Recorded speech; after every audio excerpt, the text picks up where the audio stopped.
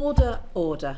Can I welcome our first panel today to our follow-up session following the session we held at the beginning of December on the policing of the Aston Villa Maccabi Tel Aviv football game. Before we start, if members of the committee could declare any relevant interests, and I will declare that I am a member and officer of Conservative Friends of Israel. I'm a member of Labour Friends of Israel, Labour Friends of Palestine, but I'm also, for 40 years, the spouse of Lord Mann, who's the government's independent, unpaid advisor on anti-Semitism.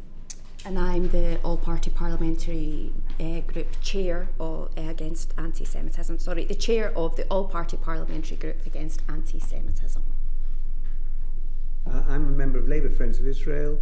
I travelled with Labour Friends of Israel to Israel in May of last year. I also attempted to travel to Israel with the Centre for the Advancement of Arab-British Understanding and was banned from entry into Israel later in the year. So I've been twice but only got in once. I'm also a member of the Board of Deputies of British Jews. And I received a donation from the Lib Dem Friends of Israel before the last election. Thank you very much.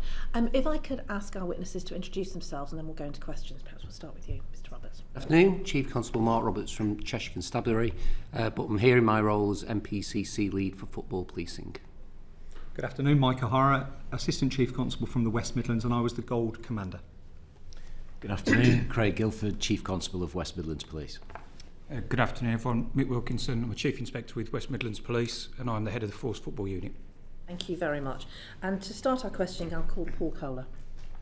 Thank you. I'd like to return to the meeting between CW and the Dutch police on the 1st of October. I think it was the 1st of October. It's referred to as the 2nd of October in the peer review, but I think it was the 1st of October, that meeting, yeah.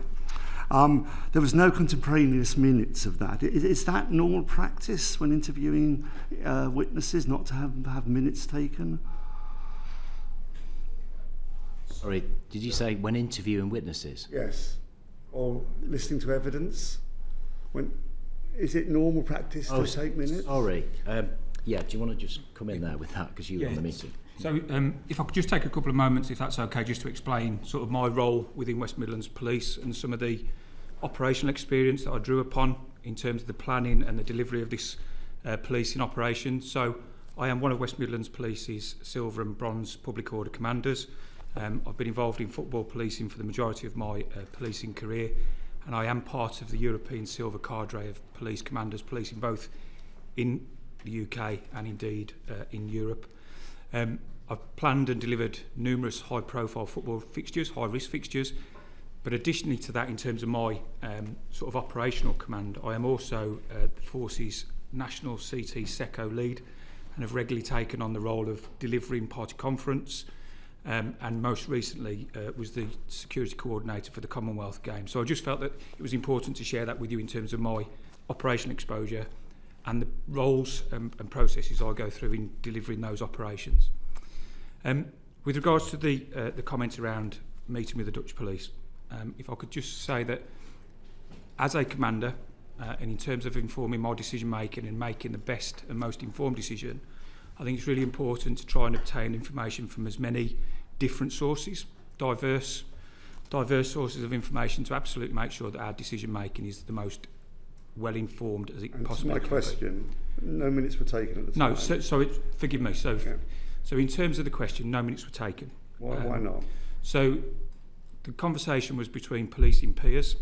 So my conversation was with the Dutch Police Command, who were, as I say, trusted professional policing peers, speaking peer-to-peer to obtain their information, their experiences of delivering an operation of the scale that the fixture that we were going to deliver.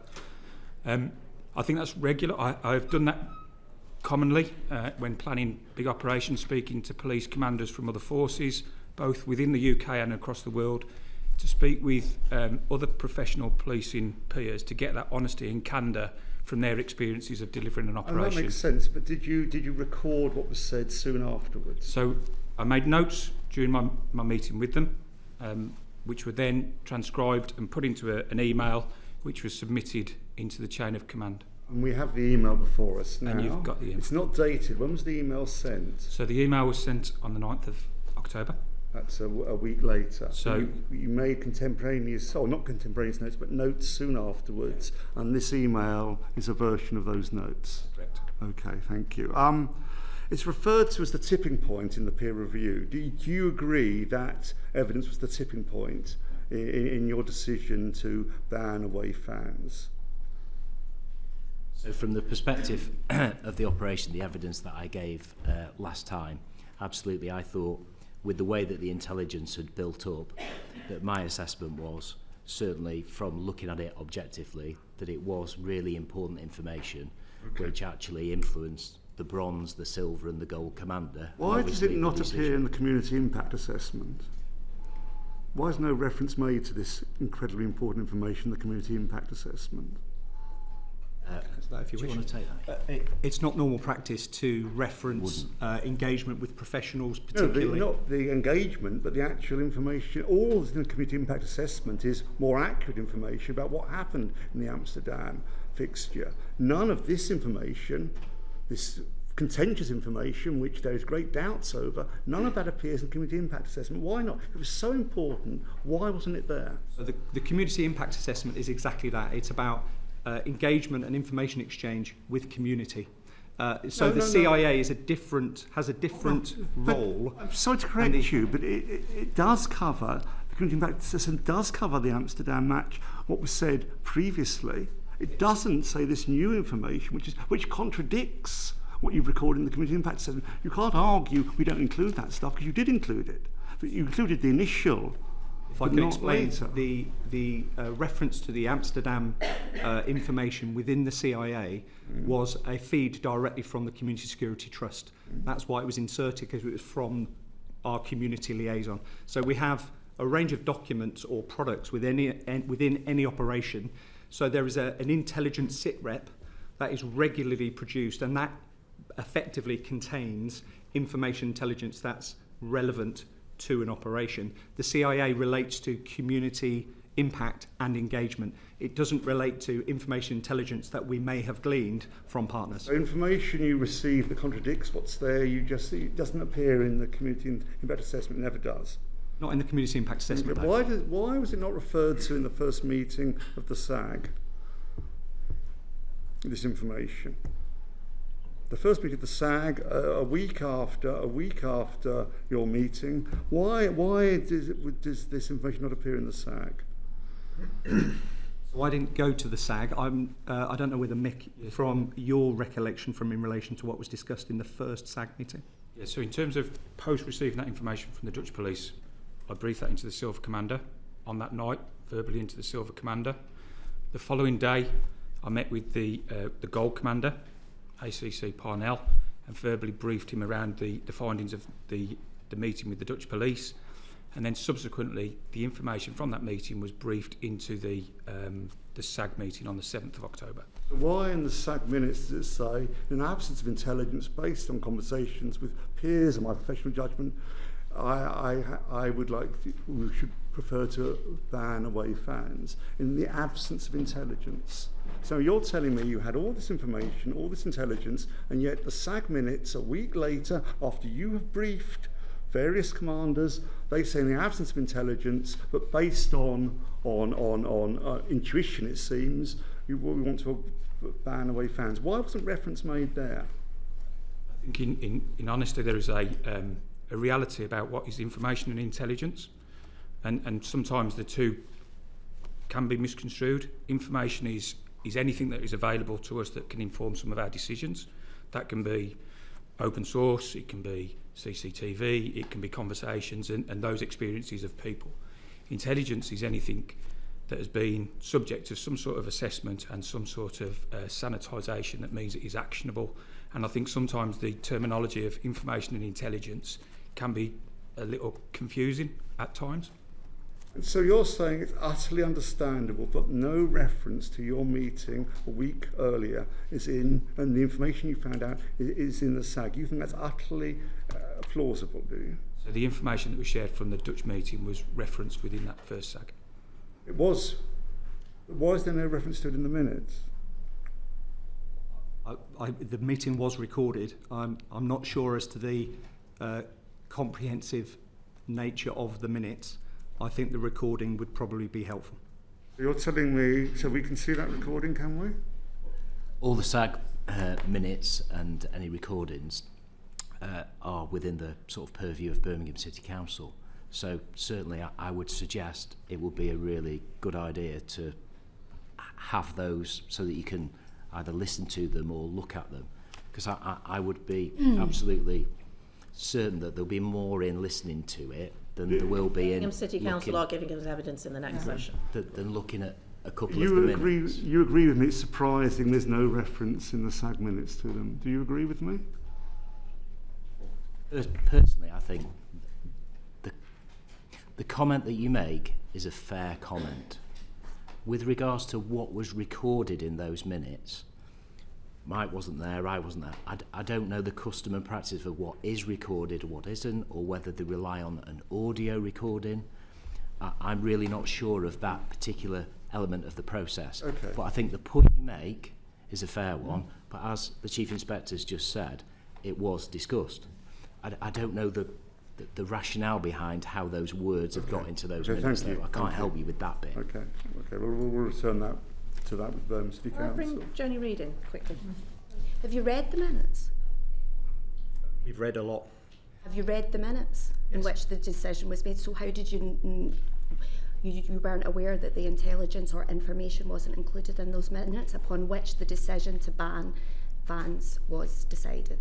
I think there was an awful lot discussed in the SAG. I wasn't present. But the information, which was later claimed as the significant intelligence emerged, you haven't noted that wasn't included in the minutes upon when the decision was made.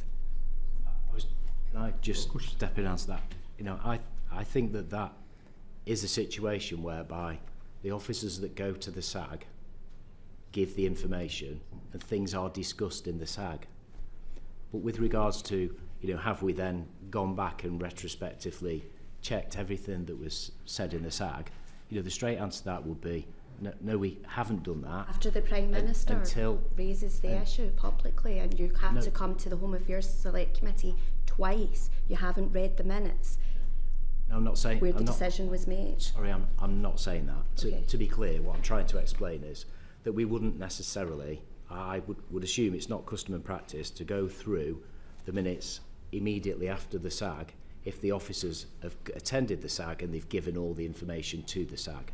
But with regards to this process itself, with all the things that we've prepared, we've looked at the minutes, and also as part of the process that we've been undertaking, there is a judicial review process, a stage at which we're at, which we've gone and we've listened to the actual recordings as well. But I think it would be very advantageous for you as members of the committee to secure, a copy of that recording.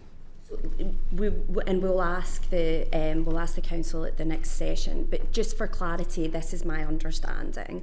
The minutes of that SAG meeting on the 7th of October, which Paul is referring to, was where the decision was made to ban Israeli fans, and it refers to an absence of intelligence. On the 8th of October, our understanding is that the chair of the SAG notified you that a clearer rationale for that and for the decision to ban Israeli fans was required. And then on the 16th of October, significant intelligence emerged in the form of the information stroke intelligence as a result of this phone call, all of which happened before the meeting on the 7th of October, and it was never discussed. Is that your position? That's 3 or 4 things at the same time there. Can we just break those down? Do you want to talk about the SAG? So I think it's a very fair observation. The one thing I would say, however, is Chief Inspector Wilkinson and the Silver Commander were present in the first SAG, and my understanding is that the information was briefed into the SAG. The fact that it's not reflected in the minutes is unhelpful, but that's something, again, we need to discuss with Birmingham City Council. You then reference that intelligence emerges. I think my assessment would be that information intelligence came into this operation from when the fixture was announced in the end of August all the way through September, October into November. So I took command of this on the 17th, and you can clearly see in the timeline... 17th of October. October, thank you. You can clearly see from the beginning of this operation in a timeline, so we've briefed a lot into HMIC, FRS, etc. You can see a constant flow of information intelligence coming into the operational environment, being assessed by intelligence operatives and creating intelligence sit reps. I understand I don't know what you're implying around the intelligence emerges, but there is a reality that I'll information tell you exactly and what intelligence... I mean. On the 7th of October, it was minuted that there was an absence of intelligence, quote, an absence of intelligence. Then the SAG chair notifies you that you need a clearer rationale for the decision to ban Israeli fans. Mm-hmm. And that was required for legal reasons. And then on the 16th, the information stroke intelligence is provided in the form of the minutes or whatever of this phone call, or recollection of the phone call from what happened with the Dutch police on the 1st of October. Yeah. Why wasn't it referred to on the 7th of October? I think it was. Assistant Chief Constable, if this it is was... not credible. It's not credible. The decision upon which the decision was made was not minuted at all. I bring Paul Kohler in. Assistant Chief Constable, if you think it was referred to, you get this email on the 9th of October saying we need a clearer rationale. What did you do when you received that email? I wasn't in command at that point. Forgive me, I took command from the 17th.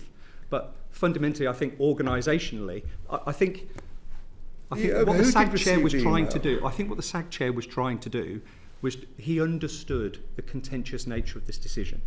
My view is, from reviewing the operational progress of the information intelligence, was he wanted to ensure that we were all very clear what the information intelligence was suggesting, and therefore what the preference or the recommendation from the police was. Are you aware of this email of the 9th of October? I am. When did you see it? Me personally? Yeah. Probably in November, December. Okay. And Chief Constable Guildford? Only when we've been reviewing this. Sorry? Only when we've been in the review. So an email comes in to senior officers in Westminster Midlands Police saying we need a clearer rationale after supposedly we think it's been discussed and clearly you've talked about this pivotal moment, and no one says, well, hold on, we had a SAG 2 days ago where we discussed it. Did no one say that? Did no one return to that point? Well, I think what I need to be clear on is that whenever anything came in from the SAG, the Gold Commander that was in charge at the time responded to the request that came in. My sense of it, because I wasn't at the SAG, is very much along the lines of discussions took place, information was shared, but I think the SAG chair then requested that something of a written document just bear with me a sec, a written document was required to set everything out. I think that's what was required. But when it comes to... not ask for a document, ask for a clearer rationale, i.e. there was no rationale at that point. I don't think that was the case. I think the officers that went there participated in that process, and the SAG chair listened to what was said. It was discussed at the SAG, and following that, a couple of days later, I think that request came out, and then you can see in the chronology, we then sent, I think, more of a written document which set out some further detail. Mm-hmm.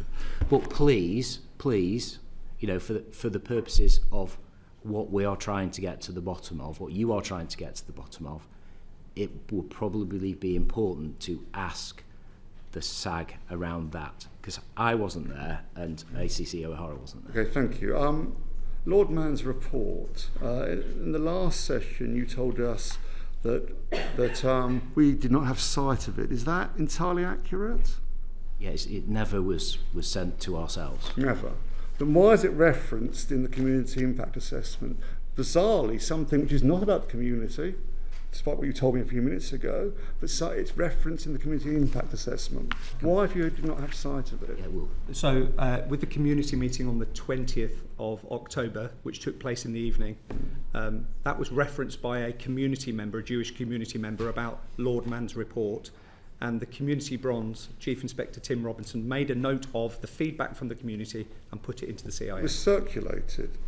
It was No, it says here circulated. Yeah, that is what was said by the member of the community in the community meeting. So the community impact assessment says it was circulated, and you're saying it doesn't mean it was circulated. What does it mean? So I was present in the community meeting on the evening of the 20th of October, and a member of the community, in the community meeting that took place at police headquarters, referenced that Lord Mann's report had been circulated. That was noted by our Chief Inspector. Why do you note doubts to the report's accuracy and whether it's a bit late? What's all that about? Why were there doubts about its accuracy at that point? I don't know. That's in there. It's recorded in this document. But you don't know why. Oh, I imagine that would be the assessment of the Community Bronze Commander.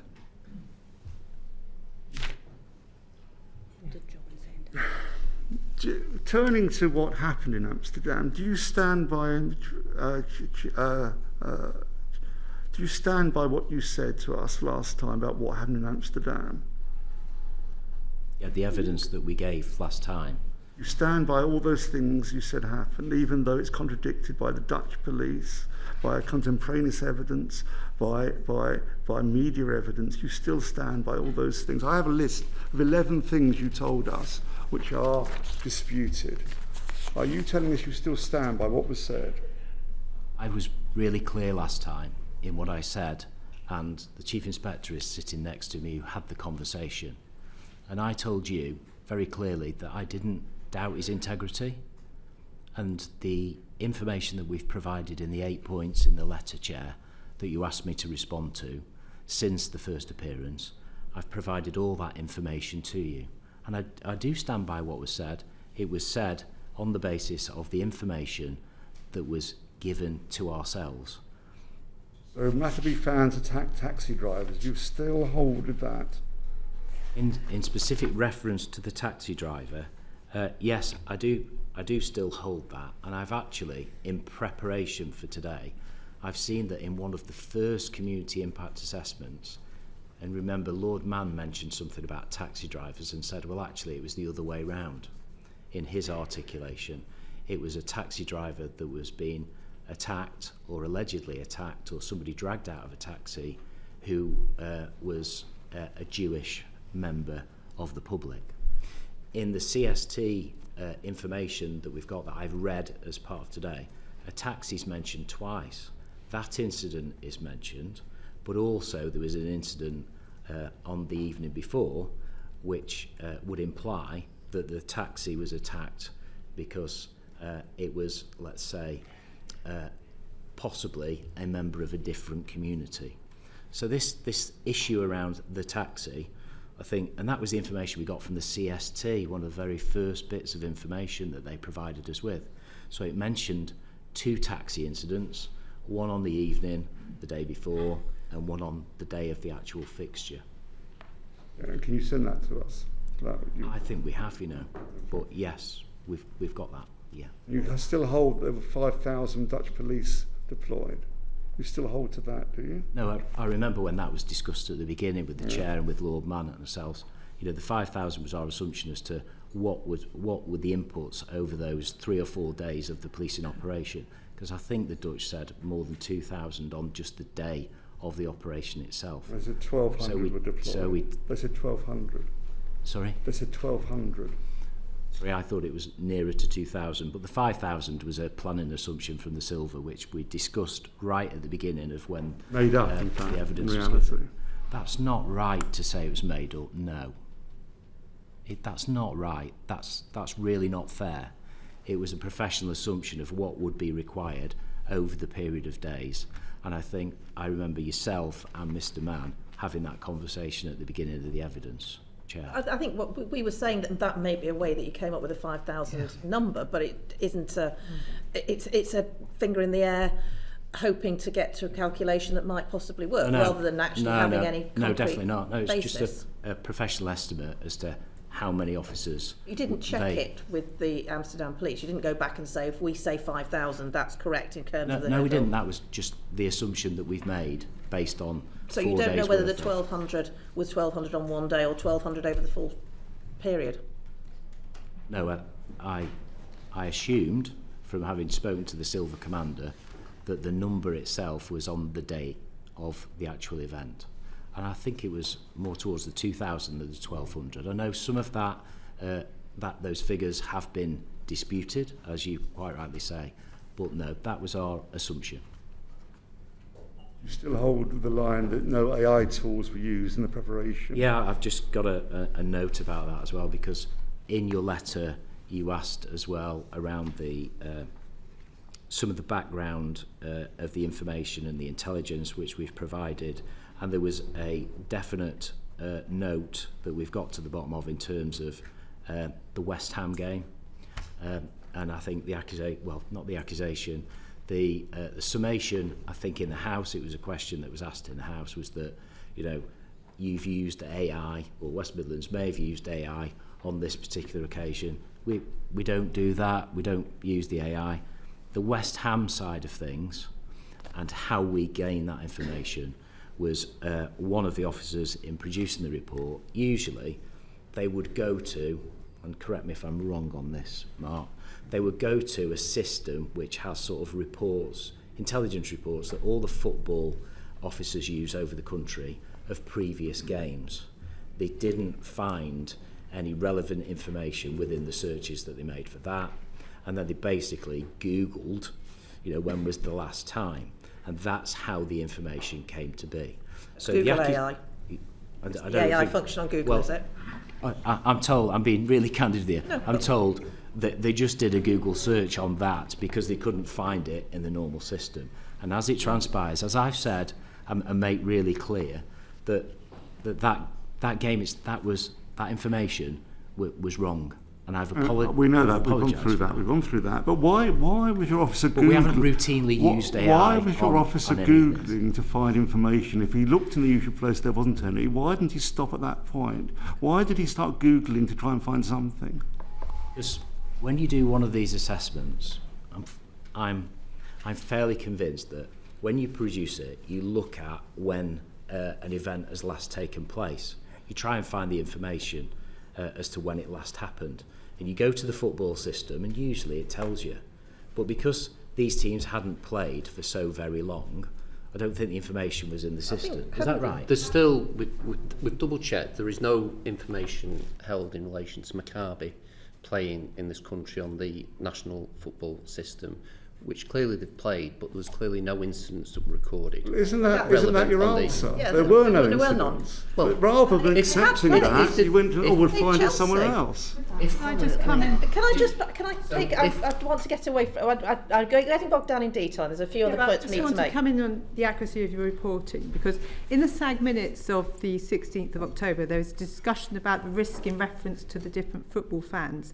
When talking about the Maccabi fan base, incidents in Italy, Norway and Holland were referenced, but none of these incidents involved Maccabi fans. For example, in Italy, it involved Beata Jerusalem. In Norway, it involved the Israeli national football team. And in Holland, it is the Israeli baseball team. And in fact, both of them was pro-Palestine protest rather than Israeli fan bad behaviour. So you're using evidence that did not actually relate to Maccabi Tel Aviv to highlight a risk to the community, which I don't think actually existed. Can I also ask, you stated that Lord Mann had said that a Jewish person was dragged out of a taxi as part of his report. Can you point to exactly where that's said? Because we've been through the reports and we can't find that. Can I assist on that, Chair? Thank you. So I've obviously seen Lord Mann's report. He references on the first page of the report at point 3, there was an altercation with a taxi driver that resulted in Israeli fans attacking a small number of taxis at the same location. The event dissipated quickly as the taxi drove off.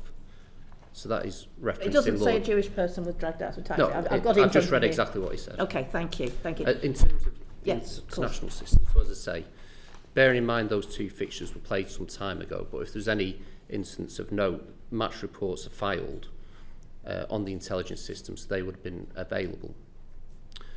In terms of any current intelligence, we would also check with other countries where you can imagine, to try and find out if they've relevant intelligence.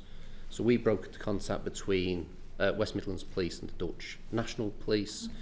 Subsequent to that, we'd do the checks. Obviously, there was the incident with the Tel Aviv derby, which came out partway through this process. Say that was after. That was after the decision was taken. Yes, that was after the decision. And then there was a further incident. Yes, and it wasn't the Maccabi fans, was it? It was I'm sorry. I think the reports were that it was at the Maccabi, and forgive me, the other Tel Aviv clubs, the derby, and the report that was disorder there, and it was reported by the Israeli police as being serious disorder. I mean, the game was called off, wasn't it? It was afterwards, yes. That was after the decision, but while it was before the game. Yes.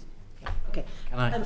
I've found the reference if you want. Okay, please. Do you want to go first, and then I'll. Yeah. Just the taxi I asked thing. the question about why we're using different incidents of football involving violence where Israelis were involved as a way to highlight the threat that Maccabi Tel Aviv fans played into the community. It feels to us, from everything we've seen, that there was a need that you felt that you had to justify banning these fans, and that scraping was done to find a reason. Right. Well, that's absolutely not the case. I'm really sorry if it comes across in that way. That was absolutely not the case. The information, the intelligence that we received, that we documented, and we've shared absolutely all of that with HMIC FRS very, very recently, was all gone through. The mistake that was made in terms of the West Ham was one individual doing one Google search because he couldn't find the reference because it wasn't there within the system. But do you want to just answer that question? I've just got a couple of points just to try and help a little bit if possible. So, open source research is not unusual in police information and intelligence gathering, and it's specifically called out in the public order, public safety, authorised professional practice as good practice to do online open source research. So that is not unusual. This was briefed into the first gold meeting very early on, and at that point, from everything that I've read, West Midlands Police were planning on receiving Maccabi Tel Aviv fans. So at that point, the reference, almost the implication that was erroneously searched for to try and build evidence to justify it's not a fair reflection of the reality. The open source research is good practice. It incorporates the broader understanding for your threat assessment. So the open source research was a mistake, and that has been called out. AI was not used. Just in relation to the point you raised, forgive me, again, my understanding is, and I wasn't at the SAG, but my understanding from the SAG was that they discussed the full range of risks, and that included the risk from pro-Palestinian protests.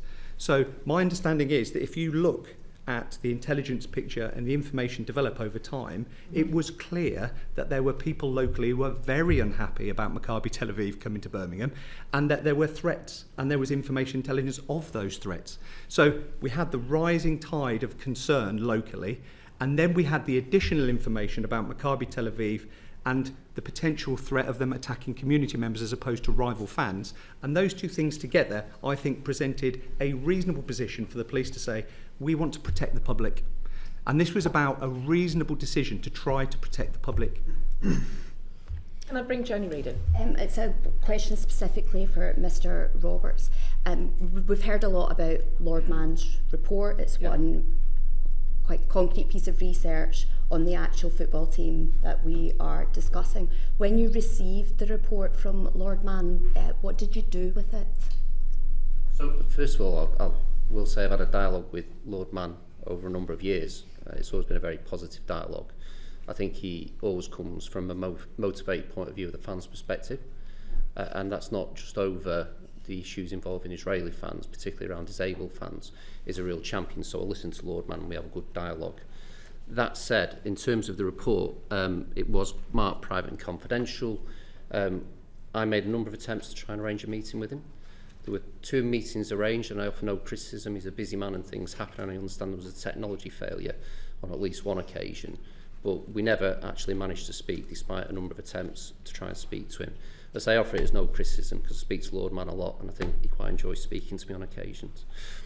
When I look at his report and the relevance of it to the risk assessment process in this particular case, the salient point, and it's been brought out already, the distinction between intelligence and information. The relevant intelligence in this was the narrative around what happened on the night with Amsterdam. That was superseded with first-hand evidence by West Midlands Police speaking directly to the Dutch police. The rest of it is a narrative and an opinion by Lord Mann, some of which I agree with, some of which I disagree with. So as such, it would fall into the category of information. So it won't be something that I fed into the risk assessment process, because I think the relevant element was superseded, as I say, by the conversation with the Dutch National Police. Thank you.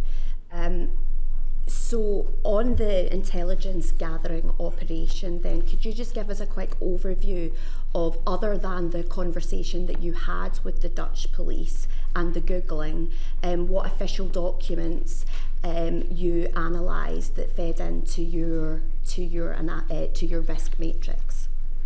Yeah, so because of the nature of the football fixture, and this is not normally the case for a normal football fixture, you wouldn't necessarily identify an intelligence bronze commander. So in effect, you have somebody who's an intelligence professional whose role is to collate and gather all sources of information and intelligence to help inform a threat assessment on behalf of the commander. That then comes by way of, I think it was a weekly sit rep actually, I don't know whether that increased nearer to the fixture, but in effect the intelligence operatives create a document that is considered by the gold and silver commanders within their meetings and the use of the national decision making model. And that contains sensitive intelligence, intelligence flows from a range of sources. Specifically, what do you think was the kind of clincher, other than the conversation that you had with the Dutch police and the open AI Googling information? I wouldn't say there was a clincher. I think it was very clear from looking at the information intelligence flow and the feedback from community. Talk about this intelligence flow. I'm just trying to get a sense of what that intelligence flow and information actually looks like, because from everything that we've read and seen, it boils down to one conversation that wasn't minuted, and some inaccurate information about the football team in question. So can you put us right then? I mean, I'm giving you the opportunity. Tell us what the information and intelligence was. comes in a range of forms. People giving information and intelligence, which is then assessed and sanitised, and it's then looked to be triangulated and corroborated. It's given a handling code, and then it's listed. I'm not asking about the process. I don't want to know about the process. I'm actually asking for specific bits of information and intelligence. If you're saying to me that we are not entitled to that, or that it's private and confidential, please do say that. What I'm just trying to do is be cautious about how I speak, because, so for example, very cautious. Thank you. There is something around, so in policing you have informants, for example. In policing you have technical feed, you have a range of sources of information intelligence online, chatter from people, human intelligence sources. So you have a range of intelligence that comes together that is then overlaid with a range of professional judgment. Thank you. Can I help you just a little bit with that? Because I think I sort of see where you're coming from. The types of intelligence, obviously you get intelligence from the community, from individuals, and that intelligence is fed into the system, but it's made in the form of intelligence reports. And we received a number of those intelligence reports off different people, which fed in to what Mike has just been receiving. So in terms of like, what are they? You know, I think that's what you're getting at. I'll tell you what I'm struggling with, right? I'll tell you what I'm struggling with. The main source of intelligence is from a private conversation with the Dutch police, which they have, which they are denying the contents of, which they have publicly doubled down on since this news was published.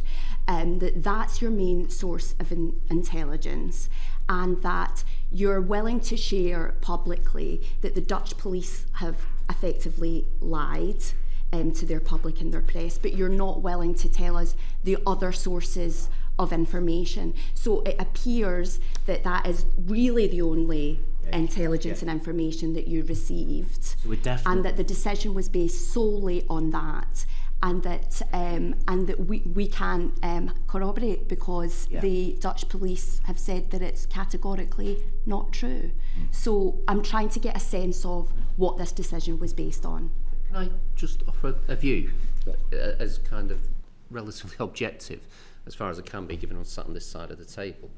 But I made the reference point to the tipping point in the review, because up until the intelligence from the Dutch police and briefing that we've discussed, it was fairly clear to me that West Midlands Police were fully working on the basis that they were going to host the Israeli fans, the Maccabi fans. There were contingencies in place and they were exploring them. And it had some similarities to operations I've looked at in the past where there was considered high risk. I've got to say, I've been national lead for 11 years, and before that, 5 years in GMP, handling most of the big events there, and this is a unique situation. How many times have away fans been denied access to? Rare occasions. I think we came close to a decision around Ajax fans, ironically, a number of years ago as a result of their behaviour. We came, personally, my closest experience was the first time Glasgow Rangers played in Manchester after the, you may remember the European Europa League final where there was a riot in Manchester. I remember it well. Remember it well. The next time Glasgow Rangers got drawn to play in Manchester was against Manchester United, and there were real concerns there, and one of the options we considered was banning Glasgow Rangers fans. The accommodation we reached there was that they all went to Wigan. They, in effect, had a fan zone at Wigan, and were only given their tickets once they got on the coaches to Manchester. I think there was a proposal here to have a fan zone in Walsall, wasn't Absolutely. there? Yeah. So that's the parallel I see, where we had all the Glasgow Rangers fans go. It was by consent. We don't really have a power to do it by coercion. Glasgow Rangers worked with the authorities, and in effect, they all met. They were fans groups. We roughly knew who they were. They got the ticket on the way to Old Trafford, and they were escorted straight to the ground and straight out. That's the closest parallel I can think to this. And in the preparations for this event, West Midlands Police looked at an option to use a local football ground to try and do something. So I think it was clear that from the initial point up until the point of the Dutch intelligence, the plan was to host the fans. I think the tipping point is referred to there. It's the Dutch intelligence where there's clearly a shift. In terms of corroboration, I take the point about casting doubt on what the Dutch have said and whether the Dutch have kind of recanted on that. But there is clearly corroboration, because I think it's agreed by everyone that there was an incident where a Palestinian flag was ripped down. There was an incident where there was a disturbance around a taxi, and there was some pretty appalling chanting. Equally, we know there were attacks on Jewish fans. There was, I think, 400 stuck in a casino, weren't there? Yeah, there was attacks, and it appeared to be based on race, and it wasn't typical of football violence. For me, the distinction here was that we normally plan for away fans and their risk fans, ultras, people call things different names, to seek disorder with rival fans from the home team. The difference here, from the intelligence reading, was there was a threat that some of the Maccabi fans might seek confrontation with the local community. Now, in terms of additional intelligence, and I won't go into the sensitivities, I'll leave it to West Midlands to discuss it if they wish to, but clearly there was chatter on social media where there was evidence that some of the Maccabi fans, or people purporting to be Maccabi fans, were gloating in effect about what had gone on, and that was being responded to by others who were saying about the reaction. So I think that was the distinguishing dynamic that made this different, and genuinely this is a unique set of circumstances. A number of questions. I'm going to bring in Peter Prinsley, Paul Kohler, Robbie Moore, and then back to Joe. Thank you. I'm Peter Prinsley. I'm the MP for Bury St Edmunds and Stowmarket, and thank you for coming again today. So at lunchtime today, the Times has published a report from David Brown, the chief news correspondent, who has said that there's been an internal police report which said that the police received high confidence intelligence on the 5th of September that elements of the West Midlands community were planning to arm themselves. And did the police receive intelligence that there were locals that were actually hostile to this that would in fact be causing the trouble? Is this something that you were aware of? Where does this information come from? It's just been published at lunchtime today. I think that was the point I was going to raise just around the broader intelligence flow. I understand that your concern that the only thing maybe the police focused on was the information from the Dutch.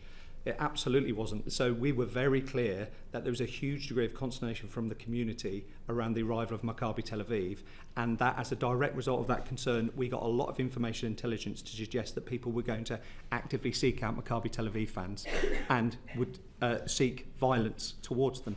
So we had sort of like a bubbling position locally, and then we had the information about Maccabi Tel Aviv and the assessment from the Dutch commanders. You could have managed that in the way that we've been discussing with the Glasgow Rangers fans and kept in very restricted places, coaches in, not being allowed to go out into the local community. That could have been managed. That could be managed, absolutely right. And there are a range of options available to all commanders when they are trying to police a range of risks. However, as the Chief has just referenced, the challenge, particularly when we got the information about Maccabi, was that the worry was that the Maccabi fans would target the community. And we saw that in the information intelligence, that we had people purporting to be Maccabi fans online who were goading local community members and saying, this is what you're going to get. So this was all forming part of the heat of the situation. So based on that, the commanders tried to make the right decision. That was reasonable in the circumstances. You've got a very hot community reception. You've got Maccabi Tel Aviv and the Dutch police saying, we feel they actively targeted community members. Those two things together posed a sufficient risk.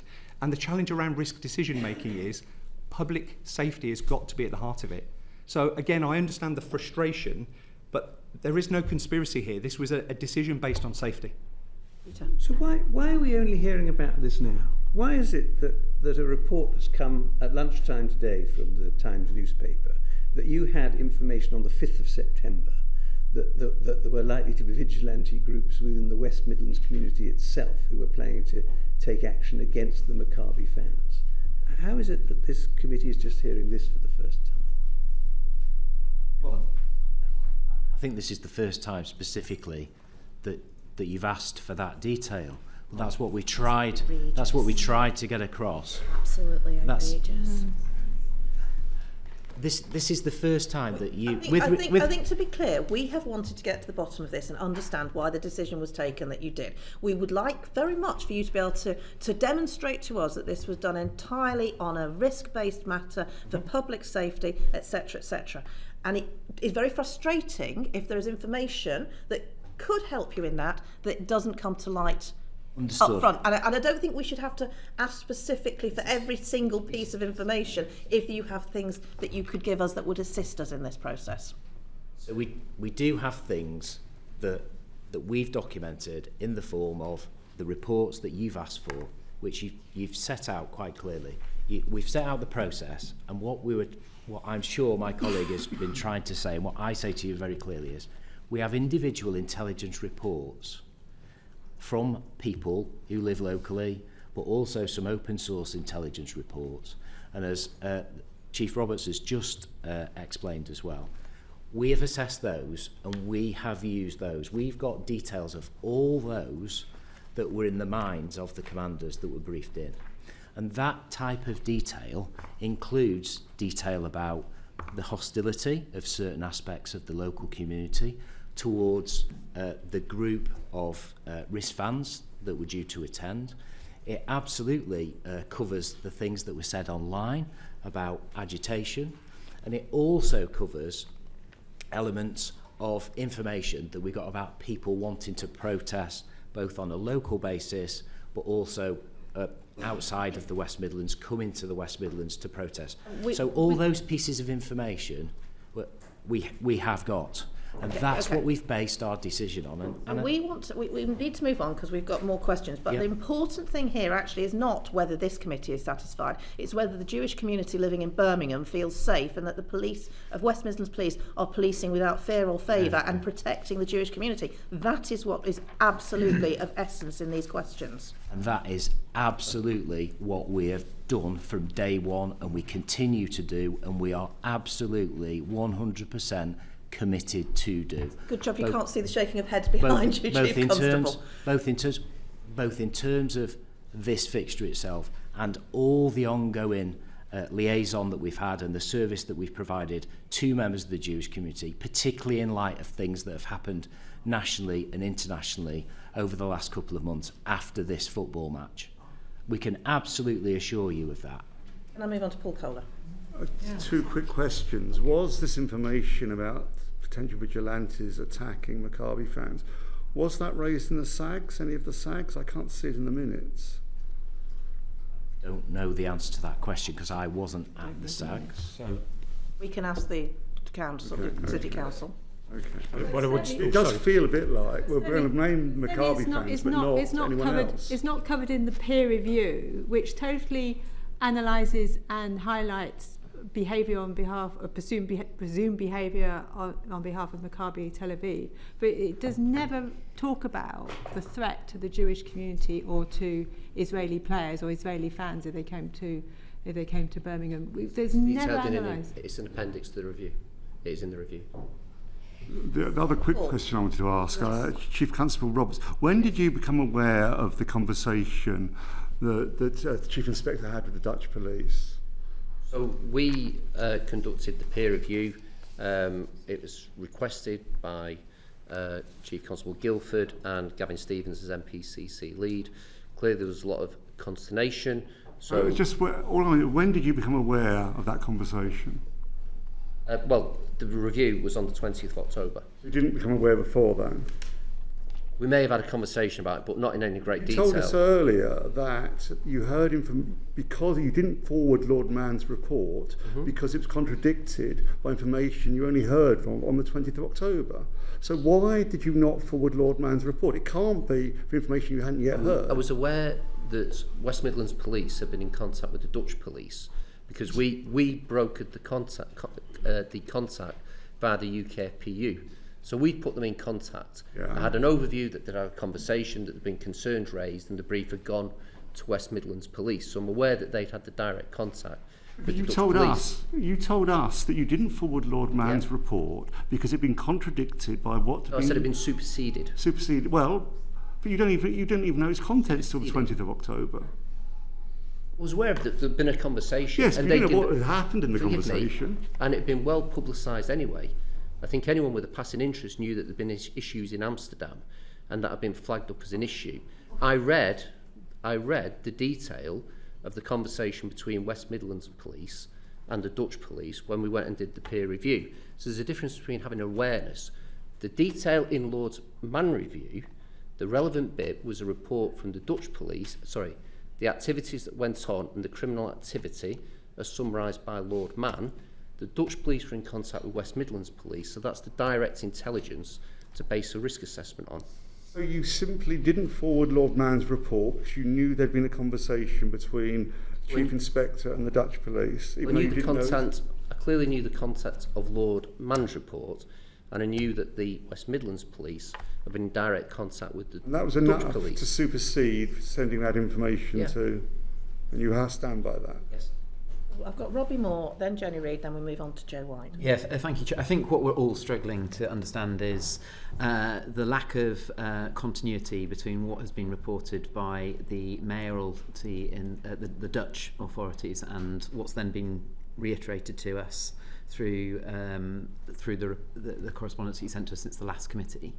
So the Dutch police are clearly saying in their evidence that's been provided on the Wednesday night before that effectively the instigators were threats of aggression and threats towards Israelis through social media postings.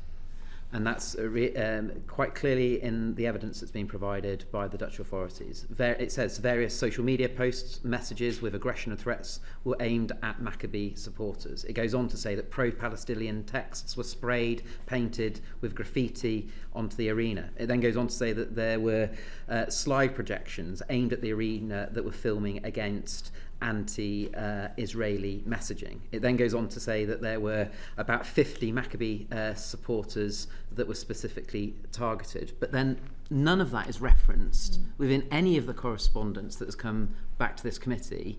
In fact, it says the contrary, in that it was Israeli fans that were targeting effectively the Muslim community. So why is there such a contradictory of evidence that has been provided? That's what simply I cannot get my head around, because that's what, in essence, is incredibly worrying to the committee, that there's just everything is contradicting itself. Who are we to believe? It seems very much to me that it's almost like a retrofitting of the evidence to try and back up ultimately the decision that was concluded. I can speak to the peer review, and the peer review clearly says there are conflicting reports surrounding this disorder. There were strong accusations of anti-Semitism, with attackers targeting the Maccabi supporters because they are Israeli/Jewish. Other reports state that the Maccabi supporters were ripping down Palestinian flags, etc. So certainly in the peer review, and that was information from West Midlands Police, we acknowledge there was hostile acts on both sides. And I think I'll go on to clarify, it is very difficult to actually give a definitive of who did what first. Was that presented to the SAG? Was that it? No, that was the peer review. Peer review, but was it presented to the SAG? What the Dutch police said about the attacks on and the threats to Maccabi fans? So no answer. The point being, it's very unclear to us that the evidence that's been presented by the Dutch authorities is very different to the analogy of events that took place, and dare I say, which side was against one another in the evidence that's been provided by West Midlands. Can I just clarify, what evidence are you referring to? Right, so the Dutch police, have they provided that HASC? So the mayoralty within for the Dutch. There are a number of reports that relate to Amsterdam. So you've got an inspectorate report, you've got the mayoral report. So there are a range of reports. And I think it's the report that came out, which was dated the 11th of November 2024. It recounts the troubles on the Amsterdam match. It goes through the course of the Wednesday evening and night and the police action that was taken. This is a report that was commissioned by the mayor of Amsterdam. Correct. Could I correct the record that was issued by the mayor, but is written on behalf of the Chief Constable and the Chief Crown Prosecutor. It was not written by the mayor. She issued it on their behalf. Okay. So why are there different perspectives? I'd imagine because it was a 3-day, very complicated policing operation. All we can do is report on what the Dutch commanders briefed us personally on. That's not all you can do. You can go look at the other bits of evidence. Look at the published report. I'm sorry, but Yes. you are capable of doing more than that. No, you are right. You're absolutely right. I just think there's something around. We've had a personal one-to-one conversation with Dutch commanders who briefed us around the challenges they faced in policing 3 days of extreme violence across the city of Amsterdam. I acknowledge there are a range of perceptions and views and different reports that contribute to that. But our assessment was we've got growing community tension. We've got the arrival of Maccabi Tel Aviv, whose hooligan element within the ultras we were concerned about, and those two things meant we were told the ultras weren't coming. We were told last time. We were never told that. Lord Mann said he believed that he was briefed by Maccabi Tel Aviv the ultras were never coming. We were never briefed that the ultras were not coming. Was to the Birmingham. question asked? Chair, can I just... One of the difficulties in this, normally when we have any sort of fixture with European teams, the UKPU, which is the National Football Intelligence Point, forgive me if I'm telling you something you know, would liaise directly with their opposite numbers in the foreign country.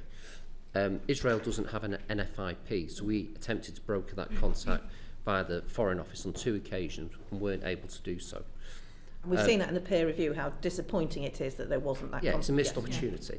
Equally, UEFA have a conference at the start of the football season where they invite participants, clubs and police, and again, Maccabi turned up to that conference, so there was able to be a conversation between them, Aston Villa and West Midlands Police.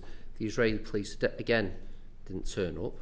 And normally you would have a pre-visit to an away game where the police would visit with the club and assess the security positions.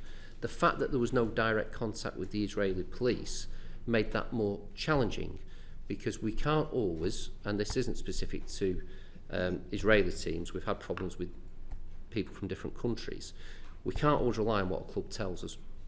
And there are plenty of examples, and West Midlands can probably speak to one challenging European fixture they had with the Age of Warsaw, yes.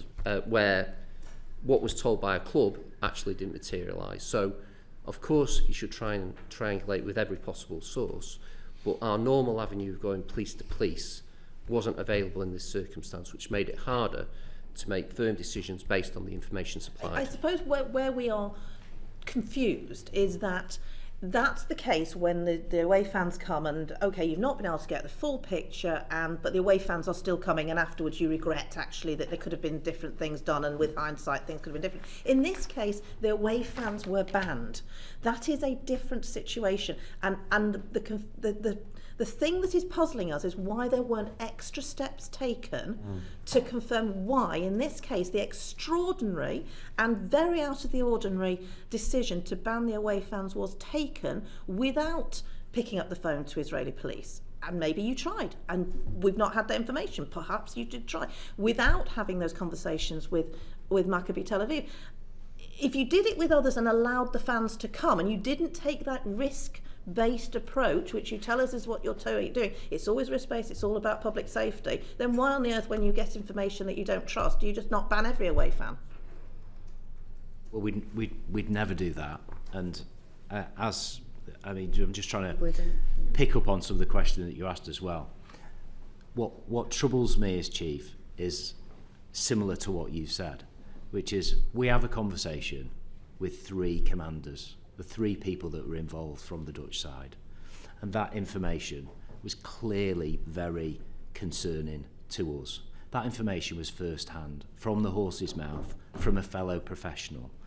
And that information itself, at the time it was given, we were not, there was not a commentary to the contrary by those people. I don't know why they've made the comments that they've said. I'm not sitting here and saying, oh, some of my colleagues in Holland are lying or anything like that.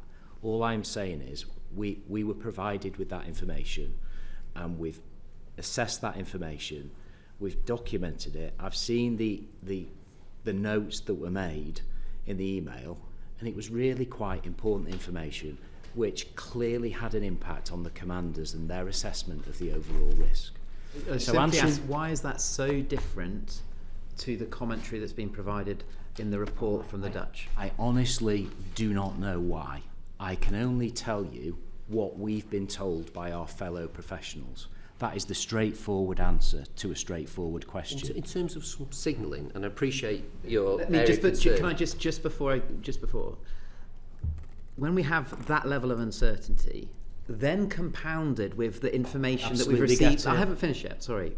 The information that's been reported in the Times newspaper today, where there was an acknowledgement that a report stated that in essence there is no preferable option, but it said that there was a local community planning to arm itself, and then the decision was taken effectively to stop the fans from coming. It all seems to create a narrative, from my perspective, that actually the intention was for no fans to be permitted, and that West Midlands Police were not going to do their best to enable those fan base to come and watch the match regardless. It all seems very one-sided from my point of view.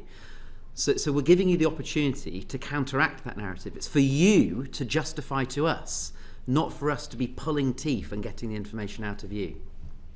And hopefully, well, we obviously need to try a little bit harder in terms of setting that out for you. We have an abundance of that information and that intelligence which was building up, which we've got, which we've spoken about, some of the sources of that intelligence, that what's just been referenced, some community intelligence, intelligence from other agencies, intelligence that we've received as we were planning the event.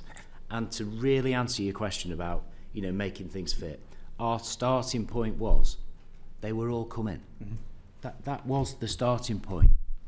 and they were all coming whilst all this intelligence was building up at the same time. The game was assessed as a high-risk game. And when it comes to public safety, we were still planning on them attending, and we were thinking about measures actively, the commanders were. I've seen that in the notes about what mitigation measures could be selected to try and get the game going as safely as possible with away fans. After the Dutch information was received, though, that certainly was something which was so serious to the commanders that the decision was then taken to offer that advice to the Safety Advisory Group. But in terms of the specifics of what you said, and again what one of your colleagues has said just really beforehand, is that there were lots of pieces of that intelligence from a variety of sources around the risk profile of the fixture. And we absolutely, to answer your question, we absolutely were planning up until that point on both sets of fans attending. We absolutely were. We're going to move on from the intelligence at the moment, but let's be absolutely clear. What you're saying is that you wanted the fans to come, you were trying to find a way for the fans to come. This one phone call and the Google search were the things that confirmed to you that this was now no longer viable. There's nothing to do with the Google search. That's completely irrelevant. Chair, can I, just in terms of, I've got to say, it's really unusual in all the big matches I've seen, I'm talking Champions League finals and things like that, for a gold, silver and bronze commander from a foreign force to come on a meeting. The Amsterdam Police, I've seen them firsthand deal with an awful lot of football violence. The Ajax risk group, one of the worst I've ever seen come to the UK.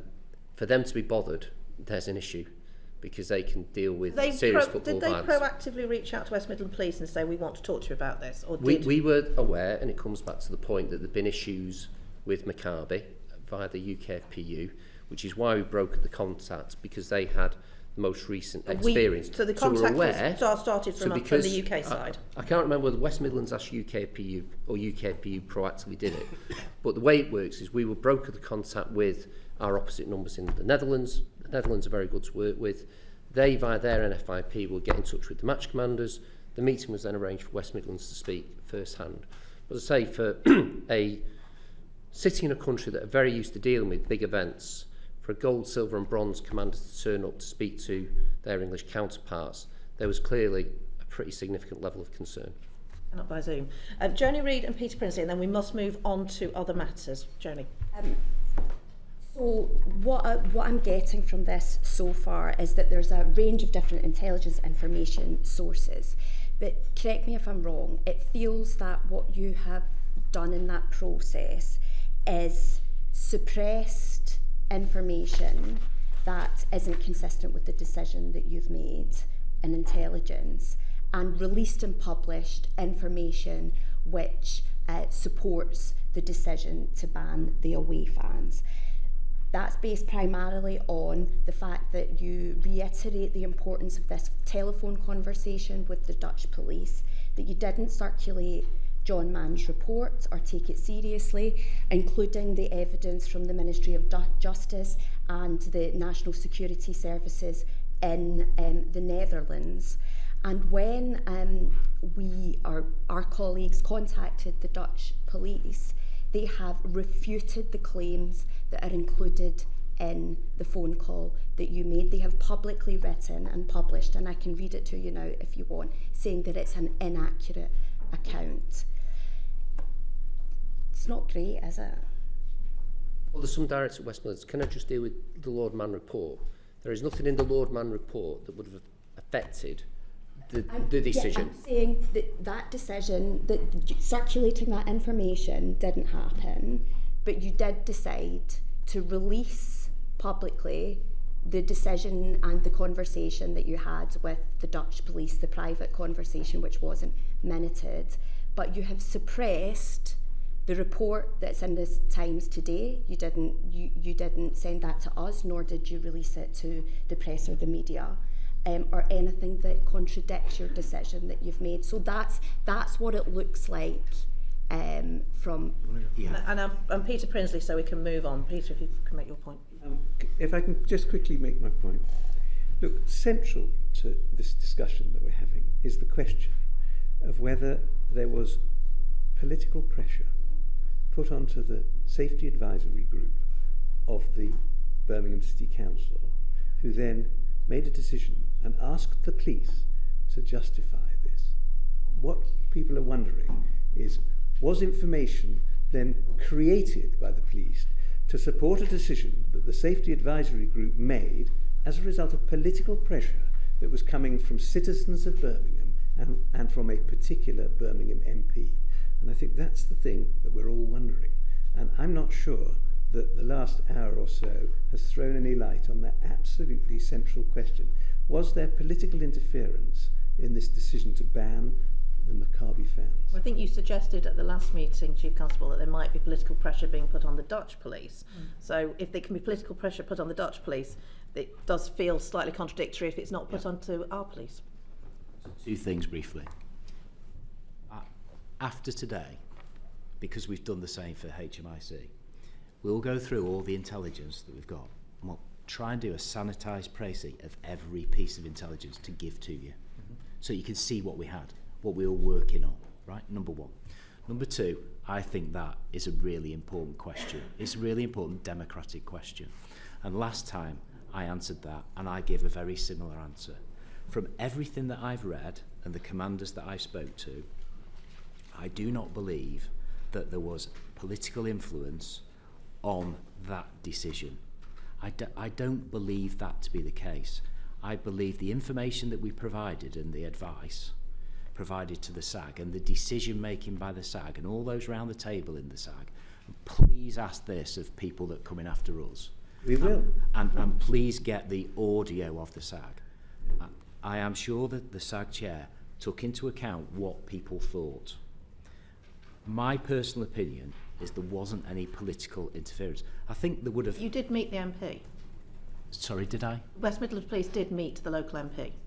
Yeah. At their request. They did, and that was the local MP for the area. Yeah, absolutely. We discussed that last time. That, by its very nature, is political pressure. I'm sure, you know, opinion formers of all sides wanted to do their influencing. But from my perspective as chief, I think your question is absolutely spot on. And my honest personal opinion is that the decision wasn't influenced by politics. Lots of local politicians and local members of the community, I'm sure, wanted to try and influence it, but I honestly don't think it was influenced.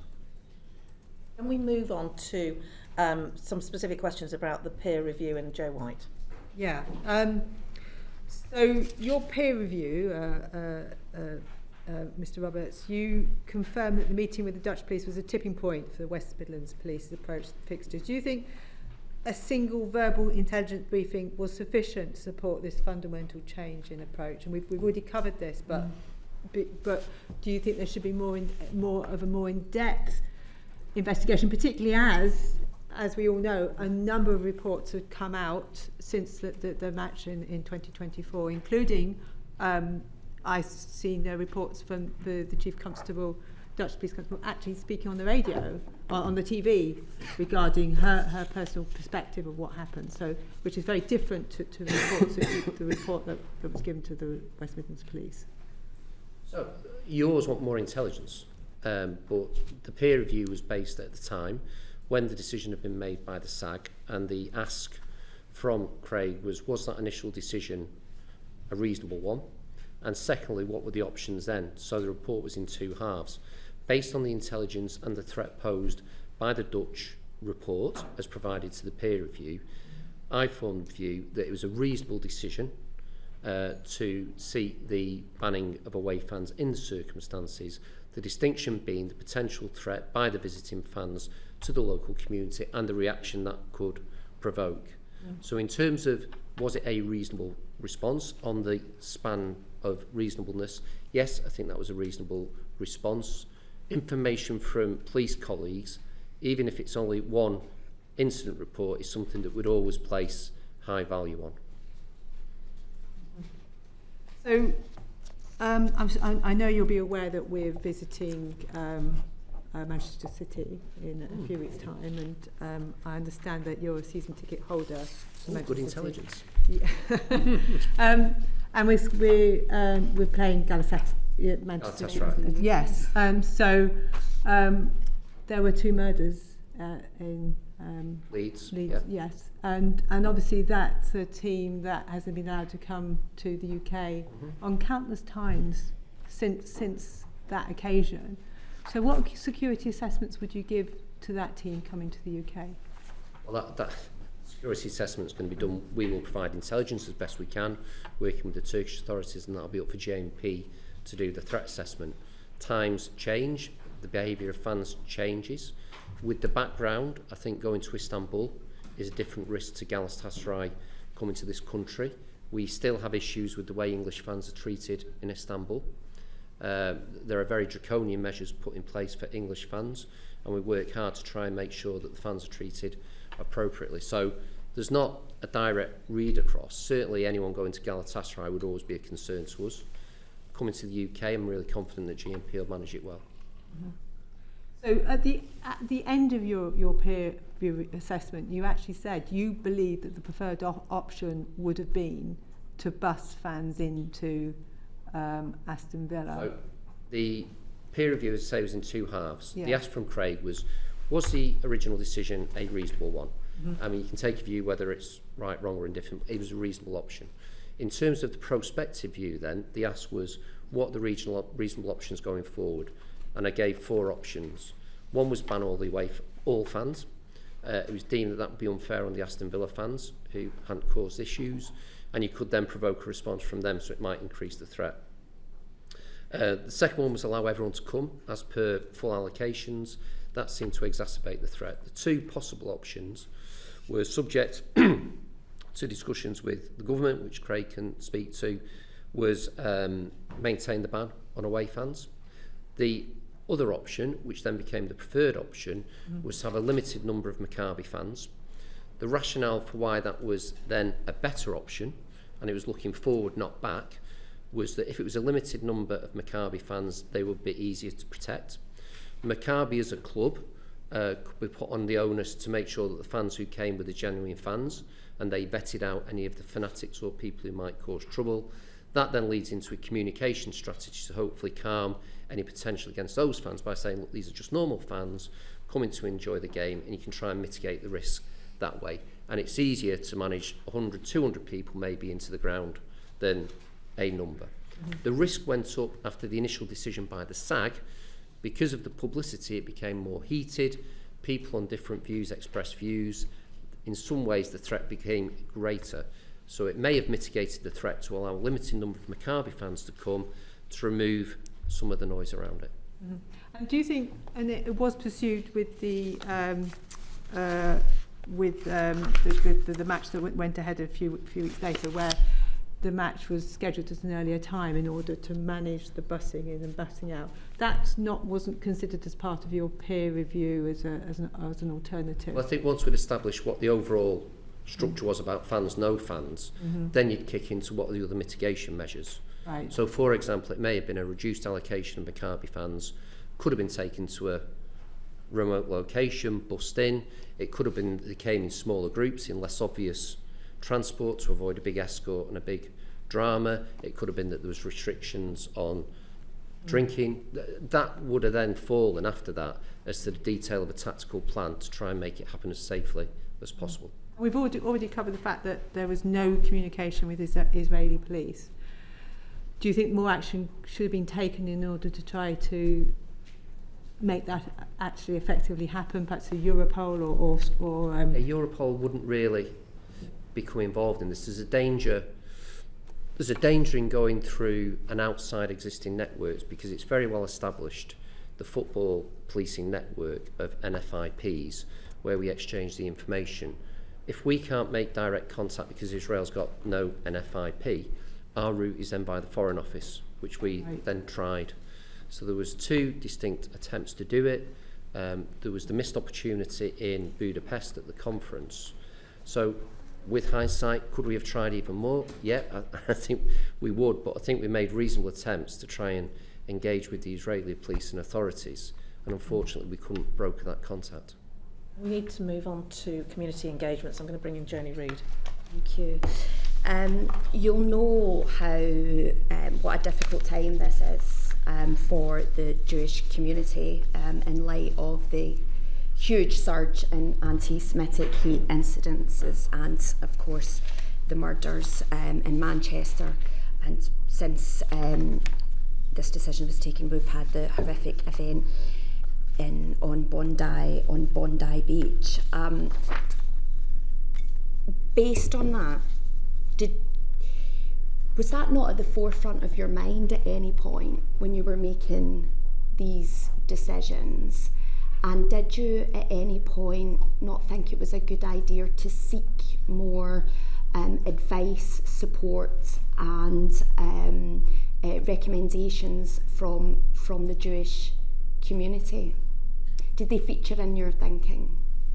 I can come in there if that's okay. So I think we've learned a lot as a force in relation to our engagement with the Jewish community. I think if there is a silver lining in this whole situation, it's the fact that we are working, I think, closer and more strategically with the local Jewish community in the West Midlands. If I talk specifically around the engagement for this particular fixture, subsequent to the announcement at the end of August, from the 3rd of September onwards, West Midlands Police engaged very closely with our local community security representative, security trust representative, our CST rep, and that's sort of a tried and tested approach. But I think our learning is that we missed a real opportunity to get closer to our Jewish community sooner in relation to this fixture. I think our liaison with our CST rep has been very, very strong, and we were meeting with him weekly, probably more so actually, and there was a lot of information exchange, and I know that the CST have an advisory role. At the point where we liaised with our main community contact from the Jewish community, we were moving into High Holy Days, and there was some limitations in relation to contact, but fundamentally we'd arranged to meet with the chair of the Birmingham West Midlands Jewish Representative Council on the 17th of October, face-to-face with CST, etc. I think... after the decision? Yeah, it was after the decision. However, the second SAG was scheduled for the 20th of October, and it was brought forward on the 15th. So I think there are a number of things there. I think our face-to-face meetings with Jewish community reps in Birmingham weren't soon enough. 100% agree with you. I think within the letter from the Chief Constable to the Chair of HASC, we've highlighted, I think, an improved engagement position with the Jewish community in the West Midlands. And I feel we have developed and continue to develop stronger and more collaborative working arrangements. I think, learning-wise, I think CST liaison is our go-to, and I think police forces do that nationally, and I think it's insufficient for events of this magnitude, and I think our learning is we should have liaised earlier with our key representatives. I do think, however, it was rather unhelpful that the SAG was brought forward, I think. So the SAG was due for the 20th, and the two key community meetings, one with the Jewish community, one with the Muslim community, interestingly, were both took place on the 16th and 17th, both after the decision. Thank you. Just as a kind of side note, and the West Midlands Police is by no means the only perpetrator of such an approach, or a crime, as I would not very appropriately say, but you know, I find it hard to believe that this approach would have been taken had it been any other minority group, and I think it's really important that all public bodies and institutions reflect on that. It would be unlikely to have happened with anyone else. Why did you decide to consult with, I think it was 4 or 5 mosques and institutions in the area, or organisations in the area that have well documented whether it's in the press media or indeed crime incidences of anti-Semitism and extremism prior to the decision to ban the Maccabi fans? So my understanding is from liaison with the community bronze commander that we didn't. So the liaison with the Muslim community, the large community meeting with the Muslim community, took place on the 16th, which was subsequent to the second SAG, which was brought forward from the 20th. So it's incorrect to say then that you consulted and met with various mosques, including ones with a history of anti-Semitism and extremism. That's not the case. So I think there's a difference between consultation and engagement, firstly. Okay. So did you consult with them? So you didn't meet with them, but you did consult with them? No, we engaged with all of our communities. What does engage? Sorry, I want to be really clear about this. Me too. You didn't meet them? Yes, we did. You did, but after the decision was made? On the 16th, correct. On the 16th. But prior to the decision that was made, who did you meet with? That you understood or you now understand to be extremists or anti-Semites? So the engagement plan around this related to reassurance and communication. So there's a difference between consultation and engagement. So we weren't consulting with the community, we were engaging with the community to get community sentiment, viewpoints, understand tone, understand tension, and to reassure that we were going to do everything we can to protect all communities around this fixture. So the engagement starts at local neighbourhood level. So from the 3rd of September, when we identified our community bronze commander, through to beyond the fixture, our neighbourhood teams have been liaising with people within the vicinity. So for example, we had, through our interfaith forum, we had the Church of England church in Aston make contact with us because they were worried about protests. Okay. So the neighbourhood teams liaised with them in relation to reassurance and to understand their fears. So that work took place from the outset, from the 3rd of September all the way through to prior to the fixture. The formal community bronze meeting, for want of a better phrase, that took place with the Muslim community and the Jewish community took place on the 16th, and then for the Muslim community and actually those in the broader community, it wasn't just a Muslim and Islamic meeting per se. And then the meeting with our chair and the CST rep from the Jewish community took place on the 17th, which was then followed up on the 20th. Okay. So in terms of community relations and political influence, you didn't have any bilateral communication with anyone in the community with a history of anti-Semitism and extremist beliefs, as far as you're aware? Correct. Okay, thank you. Do you, on looking at the SAG as a kind of a committee, a body that takes decisions, at any point did you notice or raise the fact that there were two councillors on that decision-making body who had a history of extremist and anti-Semitic views? Did that kind of cross your path, your radar at any point? So I don't think I was aware, but clearly I wasn't in command at the time. I do think that's probably a conversation for the SAG chair in relation to how they manage their attendees. It's definitely a decision, a conversation to have with them. But in terms of making decisions about safety, which I think is very much in your line of business,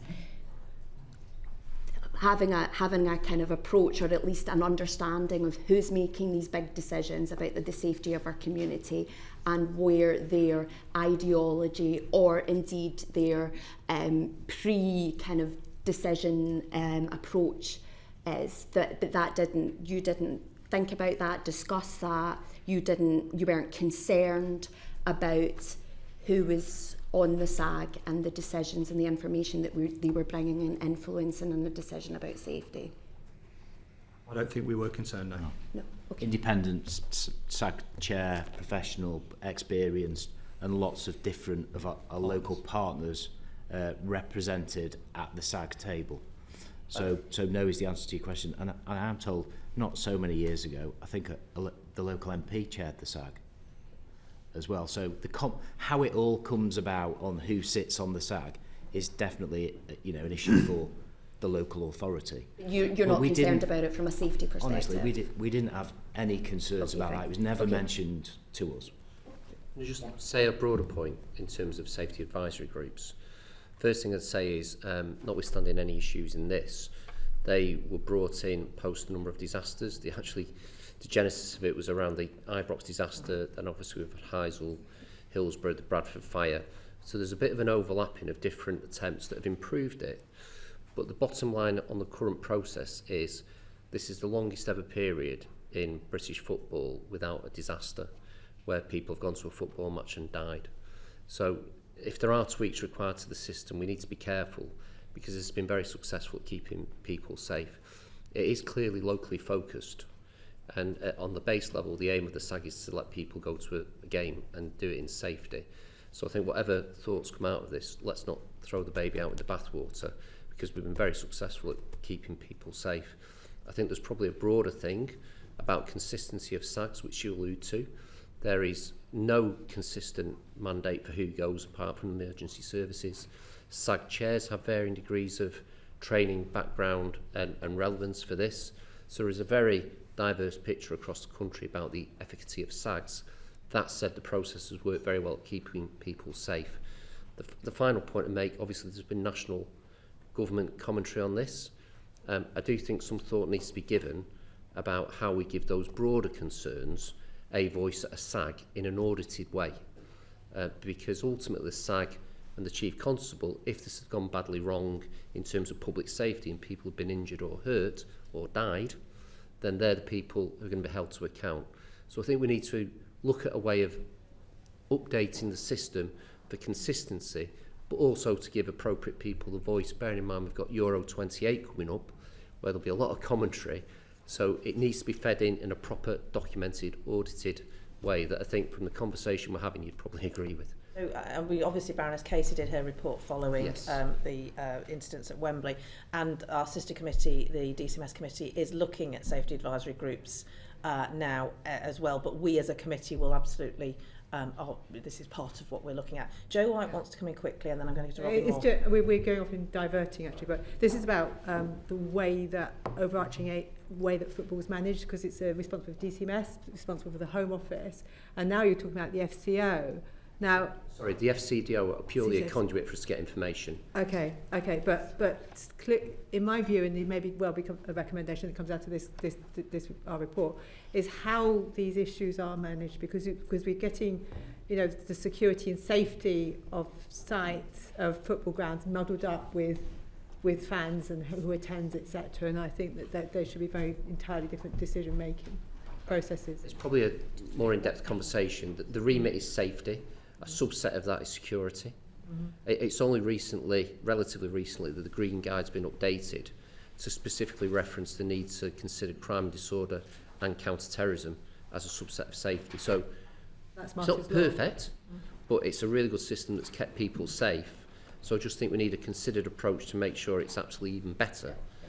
I'm conscious of time. Are you okay for another 5 or 10 minutes? Yeah, I mean, I was just going to say, we've also made recommendations, because the HMIC are doing a thematic around SAGs as well, and we've made recommendations based on our learning from this experience into that.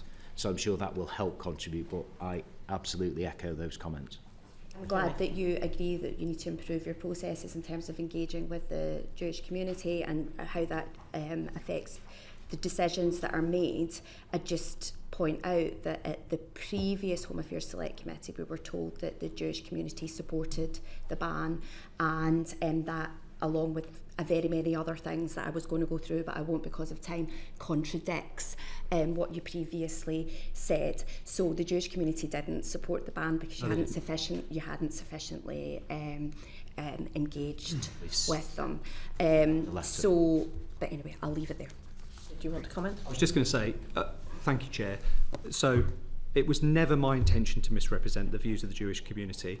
I was personally quite gutted to leave the first session, to be contacted by the Chair and to understand that I had caused confusion or consternation. That was never my intention. I immediately apologised, which was then shared with the community. I will do whatever I can with our local commanders to continue to improve our working relationship with the Jewish community. And Mrs. Jacobs is someone that we regularly liaise with, and we are very grateful for the support that she's given us, and I know she's grateful for the support we've given her post some of those international events, and that's what I was saying before, we absolutely continue to do so. I don't know who Mrs. Jacobs is. Probably more. Just following on with community engagement, did you engage with mosques or Muslim representatives in advance of making a decision? In advance of making the decision, I think we liaised with a range of faiths, community groups and mosques, yes. Including mosques. On what dates did you meet with mosques or Muslim representatives? I've got a full list of community contacts. I can send that to you if you wish, in relation to every single date and time of every communication that took place. That would be great. It is my understanding that West Midlands Police decided to consult with various mosques, as you've indicated, Engage, not consult, but yeah. Okay, including ones that had a previous documented history of anti-Semitism prior to the decision being made with Maccabi fans. Are you aware that those mosques had that? Not as far as I'm aware, no. No. And is it reasonable to check that those mosques would have had that level of accusation that had been made against them before engaging with them? What we have is a vicinity or a community that has places of worship, charities, third sector organisations and key contacts, and we liaised with a lot of different people who I'm sure have a range of views, but it wasn't consultation, it was engagement, and there was no pressure in relation to our decision. It was made in relation to public safety.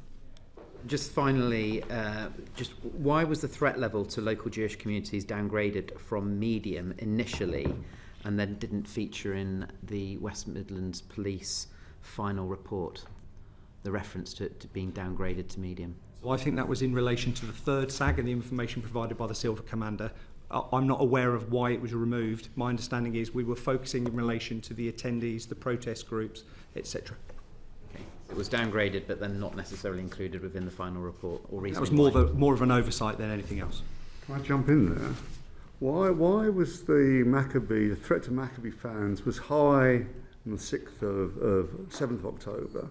We have all this evidence of armed vigilantes or the threat of that. Why was their threat to them downgraded to medium by the 24th of October? What happened to downgrade the threat to them? Yeah, so you're absolutely right. The reason it was high was because of the information intelligence that we had within the operation to suggest that there was a threat that could be posed towards the Maccabi fans when they arrived. By the time of the final SAG, Maccabi Tel Aviv had said they'd refused all away tickets, so we were expecting no away fans, so therefore the risk level had reduced. So it was because they were not coming? Correct. There was a medium threat to them still? Correct. Why was there no threat or low threat? Because there was potentially an opportunity for people to still attend. Why was the threat to the Muslim community raised from low to high? From low to high? Yeah, between the 7th of October and the 24th. I would imagine in relation to the information intelligence that was presented to the Silver Commander at the time. But Maccabi fans weren't coming, so it was not from the Maccabi fans, presumably. I would assume not, but again, so I think post the decision being communicated, we had an uptick in right-wing protest. So we started to receive more. So it became a higher risk because of the decision to ban the fans? Yes. So we started to get more intelligence coming in of counter-protest, which would have been obviously directed towards our pro-Palestinian protests. So not a threat from Maccabi fans, but additional protesters coming into Birmingham to sort of counter-protest around the pro-Palestinian protests. Robbie? So just moving on to engagement with the Home Secretary, what was the response, and this is addressed to the Chief Constable, if I may, what was the response of the Home Secretary after you indicated to her on the 8th of October that the no away fans was the working assumption of the SAG? Yeah, subject to the SAG's decision. Yeah. The Home Secretary's response was that she noted that. She didn't give a specific response once I'd given the information. No levels of concern were raised by the Home Secretary, just that it was noted? Yeah, it was at the end of a meeting which was all to do with protest, which the Metropolitan Chiefs were on and I sat on, and the Chief HMI sat on as well. So it wasn't a long conversation back from the Home Secretary. It was a meeting around protest, and she noted what I said to her. Okay, so that was noted in the meeting or in the engagement that you had with her on the 8th of October. The decision was made on the 16th of October, so a period of time between those two dates. Was there any further communication from the Home Secretary or number 10, the Prime Minister's office, in relation to any concerns being raised around the fact that there may not be any fans permitted to attend on the basis of the SAG? No, there was no further correspondence. I've hopefully supplied you with details of the correspondence that was relevant, because I think in Chief Constable Roberts' submission there was a couple of emails, and I think we've done the same as well. Despite the narrative that's come out from the government, there was no concerns that were raised to West Midlands Police in that period of time, even though we've heard in the evidence session now that there was counter-protests from the far right as a result of a ban being put in place. Yeah, there was nothing direct to ourselves, no. And what representations were made to you by Birmingham City Council leaders about the implications of a decision to ban fans from attending? Well, there was only one leader who is going to give evidence after ourselves, Mr. Cotton, and out of courtesy I updated him that the position from our side in terms of advice to the SAG that there would be no away fans. He disagreed. He disagreed with the outcome of that, but didn't stray into the operational police decision making. And I'm sure you can ask him those questions. And the reason that I communicated with him is because we do communicate on various issues. He's a key local partner. I very much respect his view, but I also very much respect the decision making of colleagues of mine in terms of weighing that risk up to public safety. And I'm sure he, as a professional, respected the decision making of the SAG, the independent chair of the SAG that's a council employee, and the way that the SAG is managed. But that was the communication that I had. And given the level of public interest in this, the fact that this is your second time in front of the committee, did you anticipate any of the fallout that would then come from the decision that had been made by the SAG? And as part of that process with your discussions with the Home Office, did you seek any additional resource or any additional strategy that could deal with an inevitable outcome of allowing fans or a limited number of fans to still attend, with being able to mitigate any the peer review conclusion was the preferred option was to accept a small number of away fans? Yes, absolutely. But as Chief Constable Roberts set out, the first part of what I asked him to do was give me an independent assessment as to the reasonableness of the decisions that were made that led to the ban on the away fans as to that point in time now. The second part of what I asked was, what are the options from your independent perspective going forward now at this moment in time? So after the ban was announced, there was lots of, on that particular weekend, so the Prime Minister made comment, I think on the Thursday evening, then there was commentary on Friday, then an increase in the intelligence we got about protest, counter-protest, and I think the Tommy Robinson picture of the shirt, etc., and his potential attendance. On that weekend itself, I had conversations with Home Office officials with regards to, they asked ourselves to look at what are the options going forward. And as I'd asked Mark, the level of risk had increased because of all that additional protest, intelligence, and who was likely to come, etc. And at that point, over the weekend, I had a conversation with Home Office officials, as they previously said in their evidence, with regards to what additional resource would be required to try and facilitate a number of Maccabi fans to attend the fixture with the intention of a new look at the risks as they posed themselves on the Monday morning when Mark undertook the peer review. So it was based upon what had happened on the weekend, so what had changed since the announcement, what had happened with the intelligence that we received over the weekend, a new look at the risk level and what could we reasonably do. And those are the options that Mark set out. Did you at any point, as the Chief Constable, request additional resource to deal with the initial recommendation of allowing a limited number of fans being able to attend? No, to be clear, up until the point of the fans being banned from attending, I didn't request any additional resource from the Home Office, because that was within our gift to go to mutual aid and just sort out. But after that weekend, and when I did speak to the Home Office, obviously the risk had gone, as Mark says in his peer review. Just before the risk level changed, Yeah. so even though you had at your disposal to go to mutual aid, was that a consideration that you gave? Yeah, absolutely, yeah, we were going to mutual aid.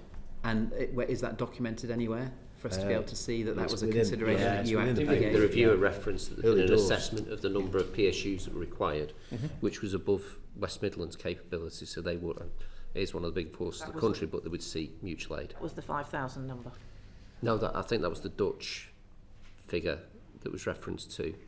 The reference here is that West Midlands had said, on any of the circumstances, they'd have to go to mutual aid to get sufficient officers for the operation. So yes, early doors is the answer to the question. But obviously we need more after a reassessment if we were to reconsider then a limited number of fans attending. Can you read? My very final question.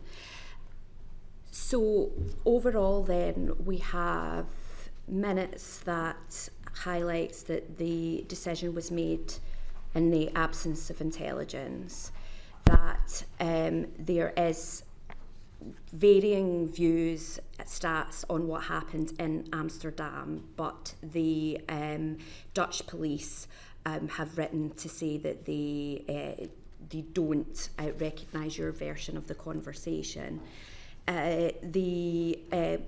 You told the Home Affairs Select Committee last time that that the Jewish community supported your decision, that 5,000, which wasn't true, 5,000 police had been deployed in Amsterdam, despite your own figures and the Dutch saying that it was 1,200, and that local Israeli fans had thrown locals into a river. And that you had not been subject to any political pressure, and it's now emerged that you met both the MP and other local activists. So my very quick question is, would you make the same decision again? Certainly, we're not an organisation that doesn't learn from things, and we treat each event on its own merits.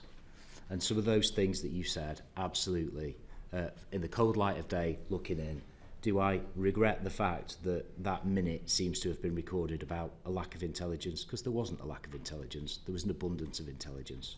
And I think that's unhelpful. I think that's misleading. And on behalf of the organisation, to the public, I apologise unreservedly about those types of matters. The 5,000 was our professional opinion. The issue with regards to the intelligence that came from the Dutch, we absolutely took it on face value. The communication and the detail that was written was compelling. I can't speak for the Dutch. That would be wrong of me to do so. So on that side of things, do I think that the decision was reasonable in the circumstances? Yes. Could it have been a different decision, or would it be a different decision going forward? Possibly it could have been. But all these decisions depend on the facts and the intelligence that the commanders weigh up over a period of time. But those things that you've highlighted, as I've said quite clearly, those leave questions for me in some of that detail, particularly about the absence of the intelligence. And Mike corrected the record very quickly in terms of what was said to make it clear that we didn't mislead anybody. And we are very sorry if we gave any of that impression. And I'm also very much sorry, and I do regret the focus that this has placed on our local Jewish community in light of all the other events that have happened nationally and globally.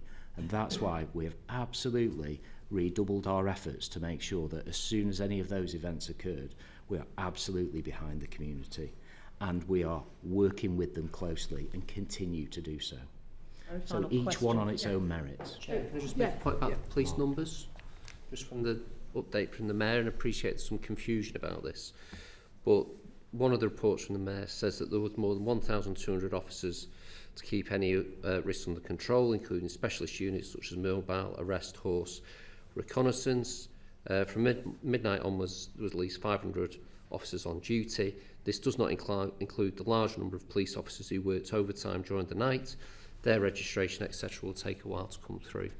So there is some variation on the numbers. 5,000, though, is it? Well, no, but that's specifically what was said in terms final of question. numbers. So very quickly, Mr Wilkinson, you attended the SAG meetings, and obviously there's no minutes of what you said at the SAG meetings. Can you report to this meeting what you said you advised the SAG committee meetings? So the first SAG, the representation and information and intelligence that was shared there was from the Silver Commander, who highlighted the numbers of layers of intelligence and information that we had, both local community tensions, protest, football, and obviously some additional sensitive intelligence. That was shared within the first SAG. At the second SAG, I reiterated that obviously in the absence of Maccabi fans, the threat to the football fixture would come down, absolutely, because some of those potential clashes between football supporters came down, but the threat to the event still remained high because of protest, counter-protest, and some of those ongoing community tensions within it. So there was still a high threat to the whole event, not just the football. And what was your recommendation at the first SAG committee? So I didn't make any recommendation at the first SAG, but the first SAG recommendation was a preference of no away fans. But what I think is important is we obviously were part of a number of emergency services partners who all were given the opportunity to put forward a view as to their preference for that fixture. The Silver Commander at the first SAG made the recommendation, or the preference would be for no away fans based on all of that information, the intelligence, and the significant threat that the whole event posed to all people. To remind us, you were at that first SAG. Did you or the Silver Commander tell them about your conversation with the Dutch police? So the information would have been available to the Silver Commander because I briefed him the night before. You were there, did he? So my recollection is all of the information that we had was shared at that point and briefed into the SAG. He did tell them about your conversation. He would have shared all of the information. You were there. You must know. You'll have to forgive me. I mean, I haven't heard the minutes, heard the recording from the SAG. Do you recall? What do you recall? So I recall a very detailed, comprehensive briefing from the Silver Commander who outlined all of the threats and risks that the fixture was presenting. Both sides, including Maccabi Tel Aviv fans, and also the threats from to harm Israeli fans. Chief Constable, you look like you would say one word. I'll send I found the taxi thing that we referred to very early on. I'll send that through to you as well. I'd appreciate that. Which shows the both. I appreciate that we have, you've indulged us and stayed longer than you were supposed to, so I do appreciate you giving us extra time. We as a committee are now going to talk to the City Council and other bodies, but we will reflect on everything we've heard, and we will be producing a report on this issue. But thank you again for your time. I'm going to have a short break now. Order.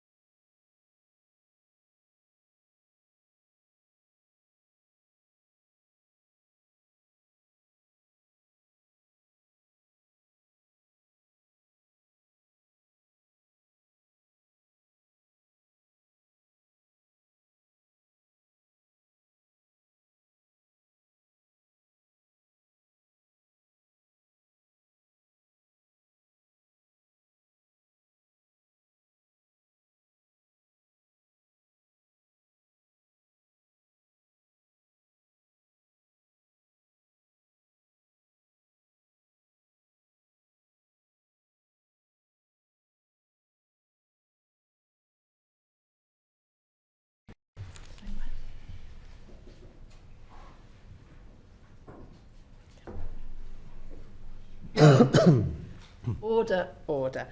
We now come to our second panel of witnesses on the issues regarding the decision to ban away fans for the Aston Villa Maccabi Tel Aviv Europa game. Can I ask our second panel to introduce themselves? Perhaps I'll start with you, Mr. Brooks. Thank you. I'm Richard Brooks. I'm an officer of Birmingham City Council. I'm the Executive Director for City Operations. So that covers a portfolio of the core environmental services of the Council, the waste collection and disposal, highways, regulation and enforcement. And for the purposes of this committee, it's also the resilience function, which is where the safety advisory group is housed. And in the regulation and enforcement function, the environmental health function, which is where the licensing of the ground is done. Thank you very much. Good afternoon. I'm Councillor John Cotton. I'm the leader of Birmingham City Council. I'm Anthony Cox. I'm the City Solicitor with Birmingham City Council, responsible for legal, democratic services and electoral services, which also encompasses governance. Thank you, and I apologise for keeping you waiting, and I'm very grateful that you've said you can stay behind a little later. But I'm going to start questions with Joe White. Yes, thank you for coming. First of all, can I ask, were you in the audience for the previous questioning? Yes. Great.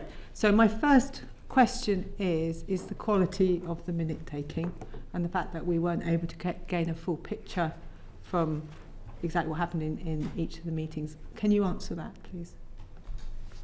Richard, could I ask you to pick up as Director of Operations on that? Yes, of course. So first of all, I'm sorry if the minutes have not allowed you to get a full enough picture of the events in the meetings.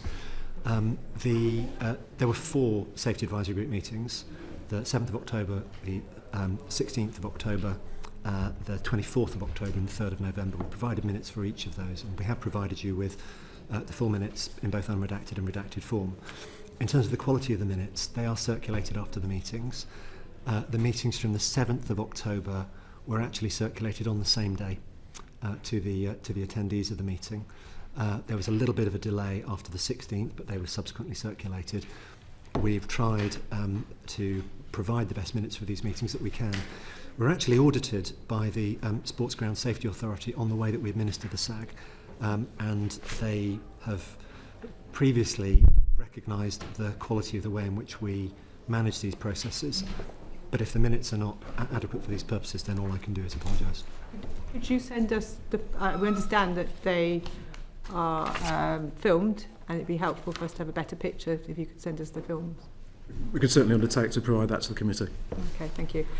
So we can have a context of who you are and what your responsibilities are. Could you set out the legal position of your council's responsibilities in relation to the attendance or non-attendance of away fans and how their safety is managed? If I may just say something by way of opening, and then I'll hand over to Tony and to Richard to pick up some of those details. Obviously, I did also share a written statement with members of the committee prior to this session, just to set out the context of the role of the Safety Advisory Group, my specific role as the leader of the council, and of course the timeline of events as I understand them.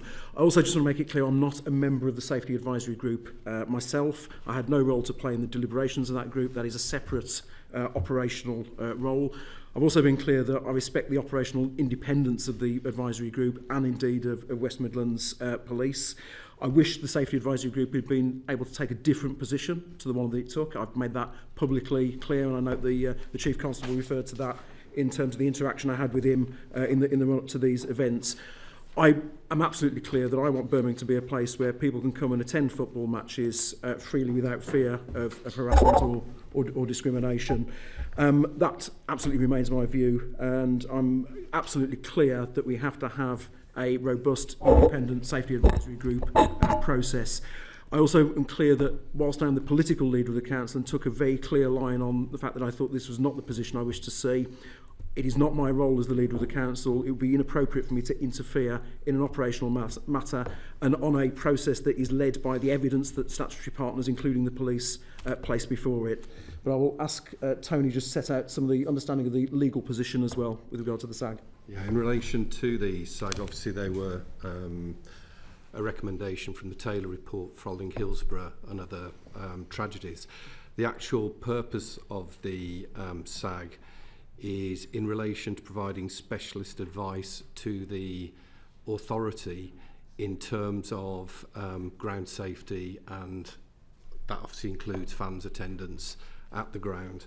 So they provide specialist advice, which is why you have the specialist agencies such as the police, the fire service, all that contributing to the SAG to formulate the advice.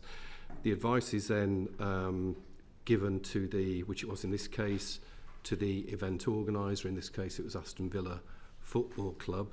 My understanding is that if there's a disagreement about the advice that's being given, it is then for the council, and that falls within Richard's sphere, to actually see whether or not there needs to be action taken in relation to the safety certificate encompassing that ground, in this case Aston Villa. So that's how any prohibition or restriction would be imposed upon the safety certificate in relation to fans' attendance, for example.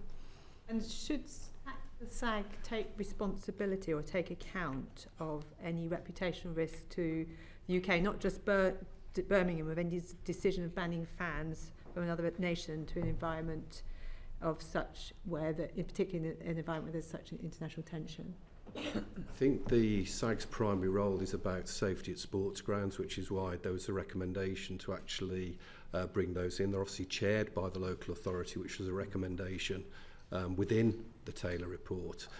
So I think the predominant focus of the SAG must be a dissemination of information between the people who deal with risks such as public safety, in other words the police who've given evidence earlier today. So I think the primary focus must be dissemination of information for members of the SAG to formulate the best advice possible based on all the evidence, with the focus being on safety.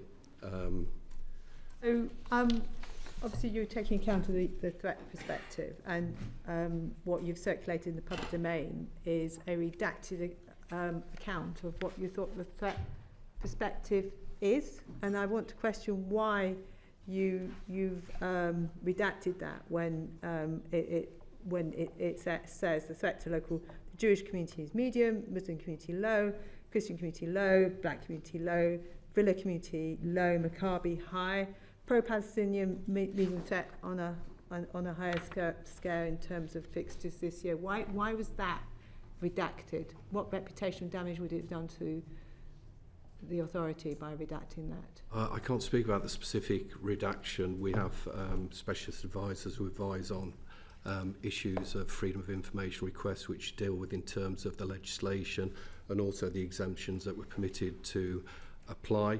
That was looked at in terms of the information in conjunction with the people responsible for holding that information. We also take representations from the people who provided the information to authorities such as partnering agencies such as the police, and then a decision will be made in relation to disclosure of that information.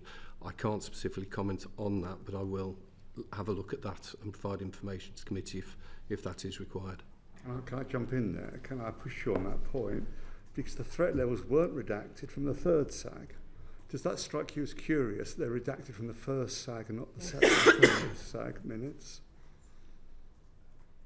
Again, I'd have to go back and actually look at the basis basis of redaction. What's your professional view? Does it not seem strange that threat levels are redacted in the first minutes, but not the third minutes?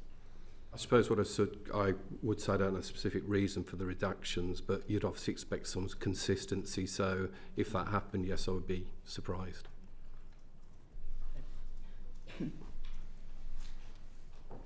So I know, Mr. Cotton, Councillor Cotton, you've concerned about the reputational damage it's done to your city, and I'm sure you're concerned about the risk it now faces for people in the Jewish community and potential people who come to, Birmingham University's got the highest JSOC in the country.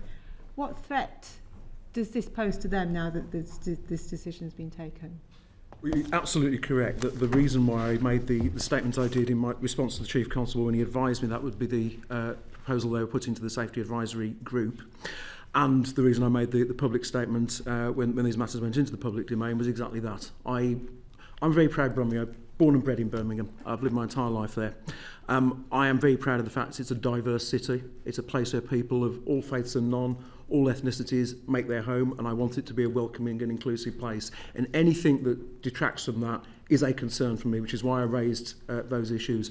We have a very strong tradition of interfaith working in Birmingham that goes back some 30 years now. We have some very vibrant community engagement that we do with communities in the city, including our Jewish community. We also have a good working relationship with the Community Security Trust.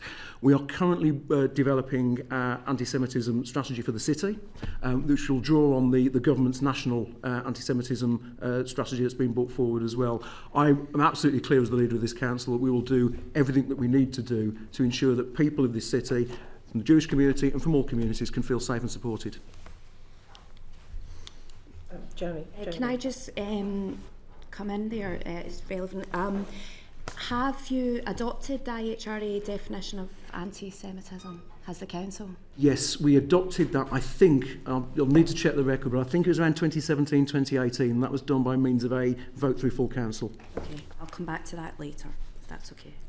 So, as a council, clearly there's levels of risk, and you can take the decision that you just don't want no disorder whatsoever, which probably means you never put a football match on again, or you manage the risk. What's your risk appetite here? Because you wanted the away fans to be able to attend. Were you prepared to accept some form of disorder as a result of that? My view on this was that I did not want a message being sent out about this city not being a welcoming and inclusive place, and I was very concerned that such a decision to ban away fans would absolutely communicate that position to the world, and that's not a message I want conveyed around Birmingham. I think when it comes to the specifics of safety and risk, that is absolutely rightly considered in the forum of a safety advisory group, and you want the professional expertise and perspective to inform that decision. It shouldn't be informed on sort of external political perspective.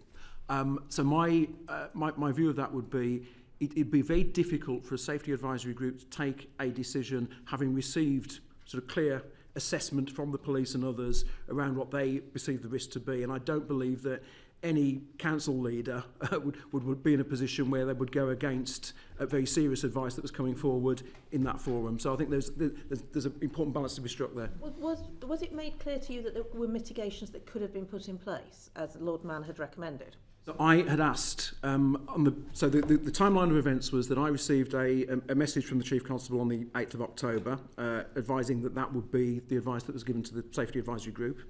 I responded, as has already been alluded to say I thought that was not going to send a positive message about Birmingham. However, I do respect operational independence of these matters. I then, on the 9th of October, asked to meet with officers supporting the Safety Advisory Group so I could assure myself of two things. One was that the processes were being correctly followed in terms of how the Safety Advisory Group operates, and also just to question how are we absolutely clear on the risk assessment that's been brought forward by the police and other partners. And that I think was an appropriate thing for me to do as leader. You were given the intelligence that was used to make the decision. Were you able to see any other forms of intelligence? I was given the high-level readout on what was being provided to the Safety Advisory Group. I was very clear that I shouldn't get into the minutiae or detail of the Safety Advisory Group meetings. I think they have to be led by the evidence based on the partners around the table. Were you aware that the peer review had recommended that the least worst solution would be away fans with reduced allocation? That was not something I was aware of at that point, but I had asked. The reason I was asking questions is because I wanted to ensure that had all options been looked at. Yeah, of course, just saying you sought reassurance as part of the process that the procedure had been undertaken appropriately, but were you reassured? So I continued to ask questions on the back of that meeting, and indeed, as you'll have seen, there was then further correspondence between the council and the police through officer channels, and of course there was a further meeting of the Safety Advisory Group that took place. My principal concern here was that we were taking a decision that did not detract from the reputation of the city, and I fear that the reputation of the city has been affected by the manner this was handled. Sorry to just ask the question again. Were you reassured that the process had been followed? I was reassured that process with regard to the operation of the Safety Advisory Group had been absolutely followed. Obviously, I've followed with interest the proceedings this afternoon regarding some of the information that was provided to that Safety Advisory Group, and I'm sure that the committee will draw its conclusions on that in due course. And what about the interaction between central and local government? Because clearly one of the things that has been that the Baroness Casey review put forward, and something we will consider as a committee, is where central government should get involved and whether there was more of a role for central government. Do you have any views on that? I think certainly when you've got issues of national interest, and this clearly became an issue of national interest, there needs to be interaction between the local authorities and central government, but both need to inform each other over the handling of something it becomes about the UK's reputation as well as the city's reputation. So I'll be very interested to see what comes forward in terms of recommendations to yourself in that regard. Thank you. Cola. Thank you. I am very concerned about these redactions. There's only 2 substantive redactions in all the minutes. They're in the first SAG. The first one is with regard to one which has been said, mentioned threat to the local Jewish community. In the third set of minutes, the threat, as I've said, is not redacted, although the reference to the Jewish community is missing. There's also an inaccuracy that the first minutes say the threat to the Muslim community is low. Those are summarised in the third minutes as being medium, so they're inaccurate. The redaction is bizarre because the same thing has been redacted in one and not the other. The other substantive redaction is the one with regard to the police intelligence or lack of. There's in absence of intelligence based on conversations with peers and my professional judgment, there's no concerns with Villa fans, etc., etc. That's been redacted. Can you think of any legal reason why that should be redacted? The 2 bases for redaction was one, first involving individuals' personal data, which is probably obvious from the redactions. The second redactions was in relation to law enforcement issues after the police and national intelligence. So that's why my understanding is why the redactions were applied. There's a lack of intelligence. It's not simply to avoid political embarrassment. Not as far as I'm aware. I think it was done on the basis of the exemptions that, were felt to be rightly applicable. And can you come back to us on both those redactions Yes. and the inconsistency? Yeah. Okay, that's helpful, thank you. When you knew the Chief Constable, or when you knew that there was going to be a recommendation to ban the away fans, how strongly did you discuss this with the Chief Constable? How far did it get, this conversation? So I responded to a text message I received from the Chief Constable on the 8th of October to say that, as I set out earlier, that I thought this was a decision that would reflect badly on the city. I thought it was the wrong decision. However, I also emphasised in that message that I respected the operational independence of the police and of the safety advisory group. So that was the message I very clearly conveyed back to the Chief at that point. And did you go outside the city politically? Did you address this nationally? No, my view was very straightforward, that it was for the safety advisory group to act on the basis of the intelligence and information that was put before it by statutory partners. I thought it would be inappropriate for me as a politician to step into that space, having already conveyed my concerns around the wider impact that it would have upon the city. And what about this from the resource perspective? Because there's an issue of resources in addressing these risks. Was there not an element there where you could talk to one's political masters in Whitehall? Well, again, I would have expected such conversations to be part of, based on information and intelligence that went to the Safety Advisory Group. We have a long-established process that the Safety Advisory Group considers those with the appropriate professionals sat around the table and then would come forward with recommendations and proposals. I thought it would be crossing the line, frankly, from the point of view of my responsibility to step into that space. I thought the process should be followed, and I'm sure the process was in terms of the group itself. And did you quiz them as the process had been followed, or did you assume it had happened? No, I asked a series of specific questions. Actually, when this process started, I must admit my knowledge of safety advisory groups and the whole process was somewhat limited. It was not something I'd come into contact with, so I had to learn a number of things. Yes, exactly. So and the reason I convened that meeting with officers on the 9th was actually to understand what's the role of the safety advisory group, where does this fit in terms of the legal framework, what is the appropriate process to be followed in these circumstances. I was assured that the appropriate process was being followed from the point of view of the City Council as the convener of the Safety Advisory Group. Clearly that Safety Advisory Group can only act on the basis of the information that's placed in front of it, and that I think is probably the issue that we're teasing out here this afternoon. Thank you. Jenny Reid. Thank you. I asked earlier about whether your local authority had adopted the IHRA definition. You said yes, which is nice to hear.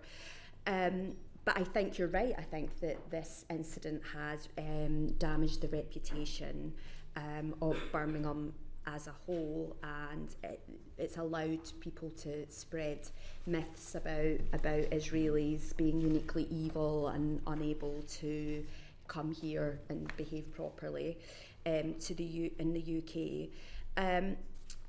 But do you think that it is appropriate for councillors who have predetermined views, anti-Semitic views, to sit on the SAG and be part of this decision-making process? And yeah, that's the first question. I suppose that there were two points that come out of that question. One is the role of elected members and whether they should indeed sit on safety advisory groups. Now, Birmingham's unusual but not unique in that respect, and we'll come back to that because I do have some views on that.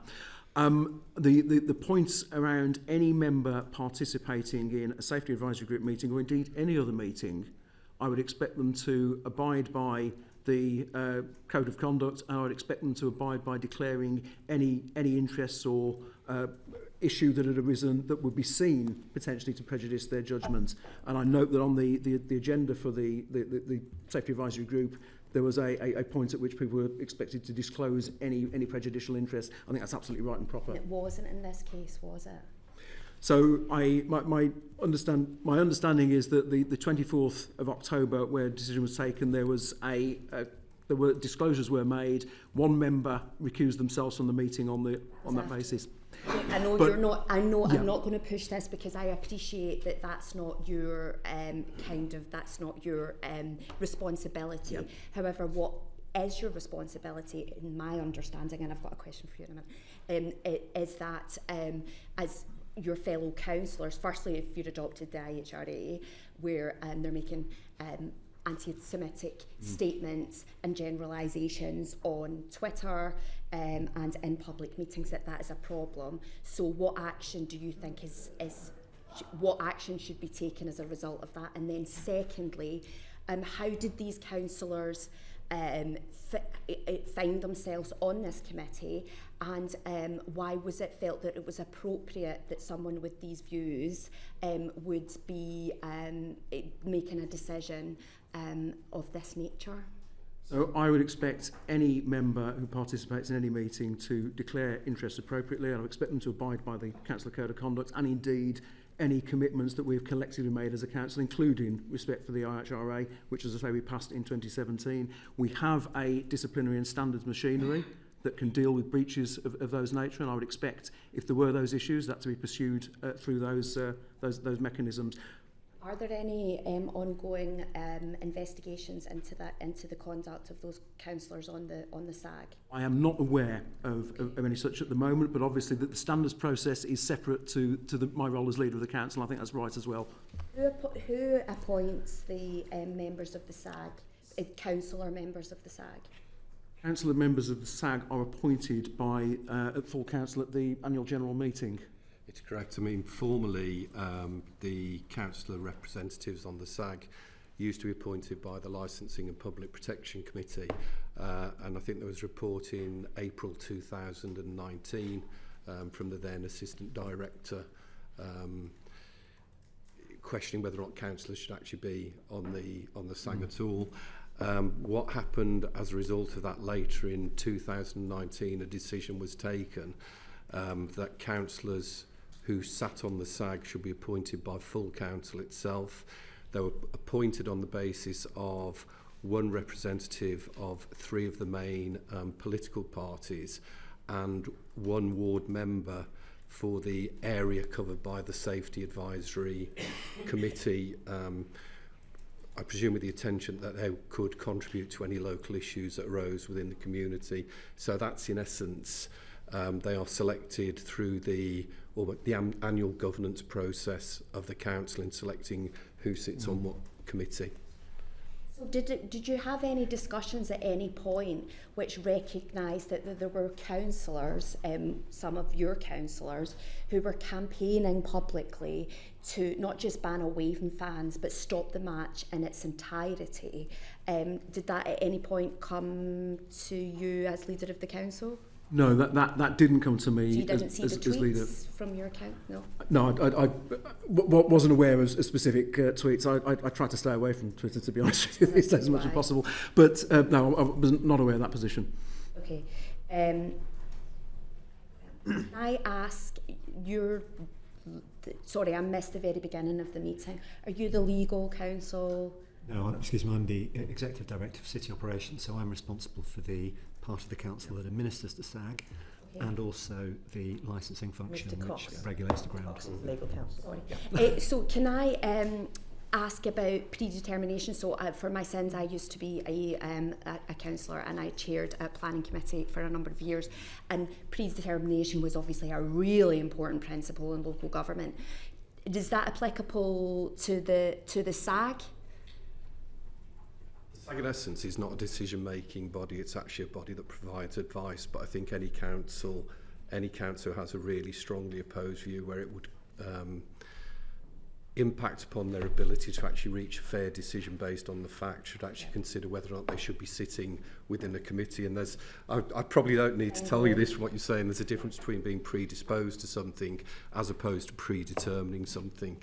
I completely agree with you. So in that case, do you think it was appropriate that the councillors who were campaigning publicly to stop the football game in its entirety that were on the SAG, which made the decision to ban away fans? Is that legally appropriate and morally appropriate? I think there's a number of things in answering that. I think each individual member of a committee, councillor or otherwise, actually has to take a personal decision as to whether or not they can make an informed decision based on anything without predetermining something. Certainly the terms of reference of the SAGs actually say that there should be there is a question raised about whether or not there is a conflict of interest or issues such as predetermination.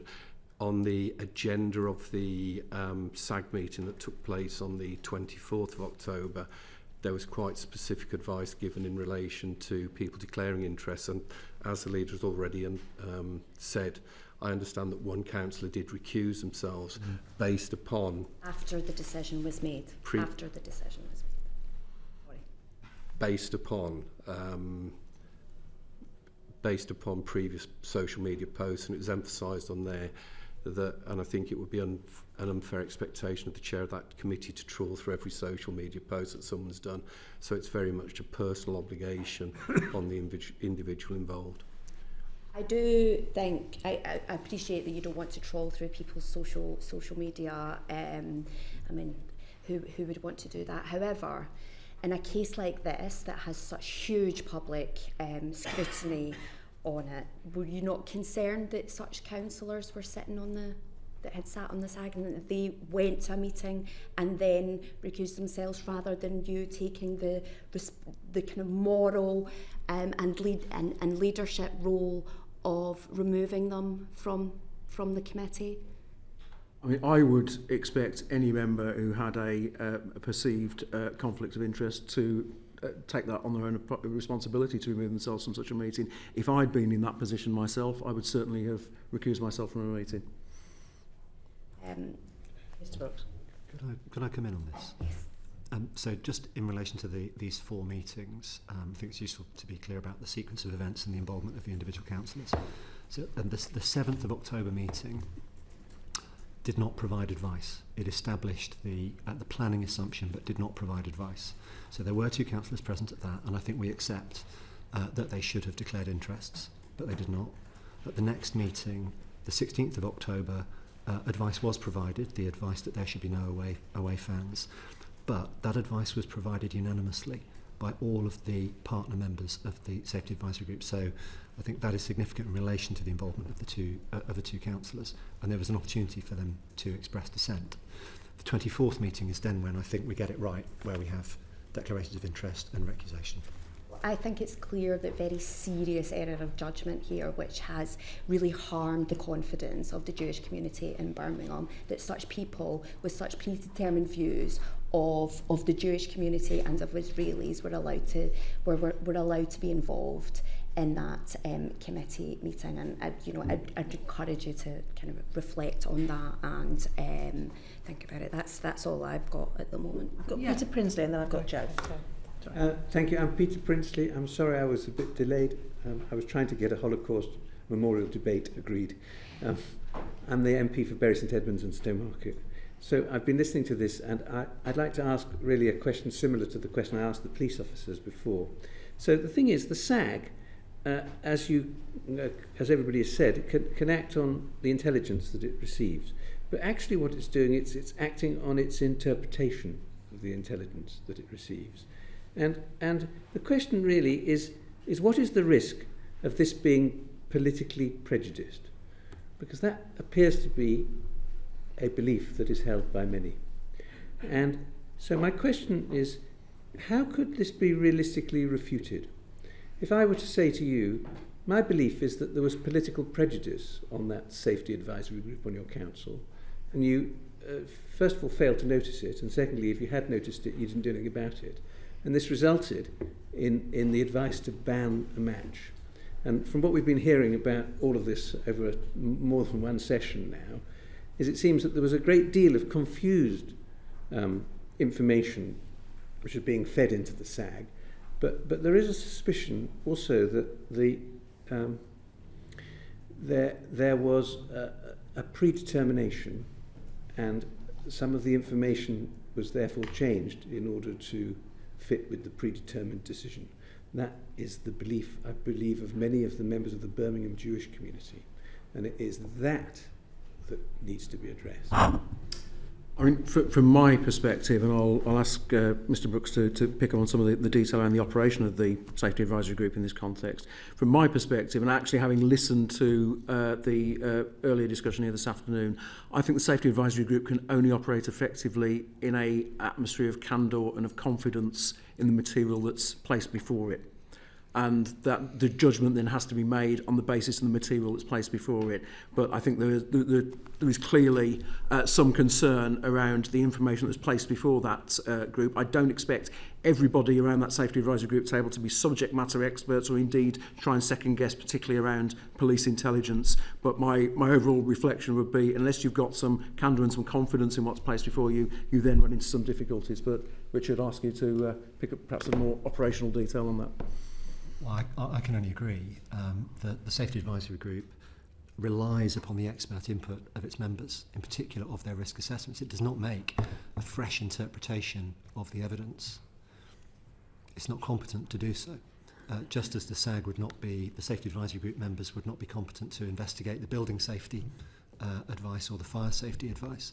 In this case, public safety decision relied extremely heavily on the expert evidence provided by the police. Yeah. Would you agree with me that these are a really poor set of minutes? Firstly, there's no data regarding the information coming from the police. Secondly, the only opinions that are recorded are that of councillors who are opposed to fans coming to Aston Villa and repeating concerns of the community who want it stopped. Quote. The fact that these councillors have already campaigning on in the public arena for the match not to have Maccabi fans in attendance, would you say that there's a breach in Nolan principles?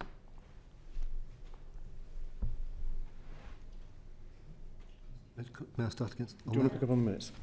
I mean, I firmly believe that the officers who were administering these meetings were trying their very best to apply the Nolan principles, and in particular to act in the public interest and objectively.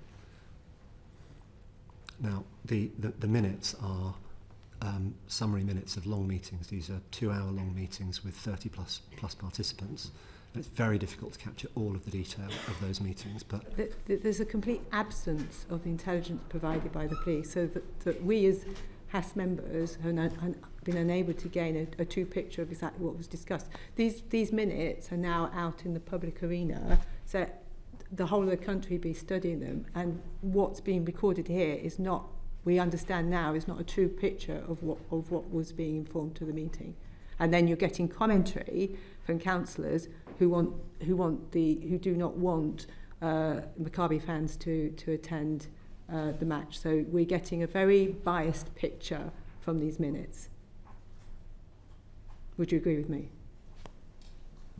I don't think I can agree that it's a biased picture in the minutes. It may be an incomplete picture and not a perfect record of the meeting, but it is our best attempt to provide an accurate summary of what was discussed at the meeting. In my view, it's not. We're getting an inaccurate picture, an understanding of exactly what was agreed at that meeting. I think the fundamental point upon which the decision was made, which is the police intelligence, I mean, it's a genuine question. How can that not be included in the minutes? I can't get my head around that. I don't quite follow when you say the police intelligence. The police intelligence, which everyone has told us, informed the decision to ban the away fans. How can that not be? How can that not be included in the minutes? Now, it's not redacted. It's not there, and yet we have the kind of anti-Semitic ramblings of a far left councillor. When you say the intelligence, do you mean the actual intelligence reports? For example, anything, anything. So in advance of the 16th, as you've already discussed as a committee, we wrote as a council to West Midlands Police asking them to set out their reasoning for their risk assessment, which I think was a proper thing for us to do. And in advance of the meeting on the 24th, we wrote to them, and this is unusual practice for safety advisory group meetings, that's not normally done. We wrote to all of the partners asking them to set out their evidence in advance of that meeting, and again the police Why did that. wouldn't it? I mean, why isn't it in the minutes? Even just noted as intelligence can be found at Appendix C or whatever it might be. We decided to ban the away fans because yes, they had a conversation. All I can understand is that two councillors agreed that the away fans shouldn't be in attendance. And so from my understanding of the minutes is that this is pressure that's come from two councillors rather than intelligence that's been provided by the police. So you have here a biased set of minutes that's inaccurate and is giving us a false picture of exactly what went on in those meetings. I mean, what I'd say is I wasn't at any of the SAG meetings, The police. and I think, well, it's an actual, that is fact. I wasn't at the meetings. What I would say in relation to minutes, they're never a verbatim record of what has been said in a meeting. It depends a lot of this depends on the skill of the actual person taking the minutes to encapsulate the relevant gist of the conversation and what was taken into account in terms of reaching any conclusion. Obviously, it's the same with council minutes for council meetings. We're obviously aided now by the fact that a lot of meetings, including this one, are actually televised and recorded, so there is an actual verbatim record. And as I understand what was said earlier, if there is a verbatim record of that meeting, it should be made available to the committee, because then you actually have the total record of the meeting. I'd be loath to say that minutes are biased in essence. It may depend on the actual person taking the minutes themselves. I think you can see the frustration we have, because on face value, reading those minutes, it doesn't correlate with other things that we've been told. I fully accept the frustration of the committee, which has come through in the previous evidence-giving session, and now this.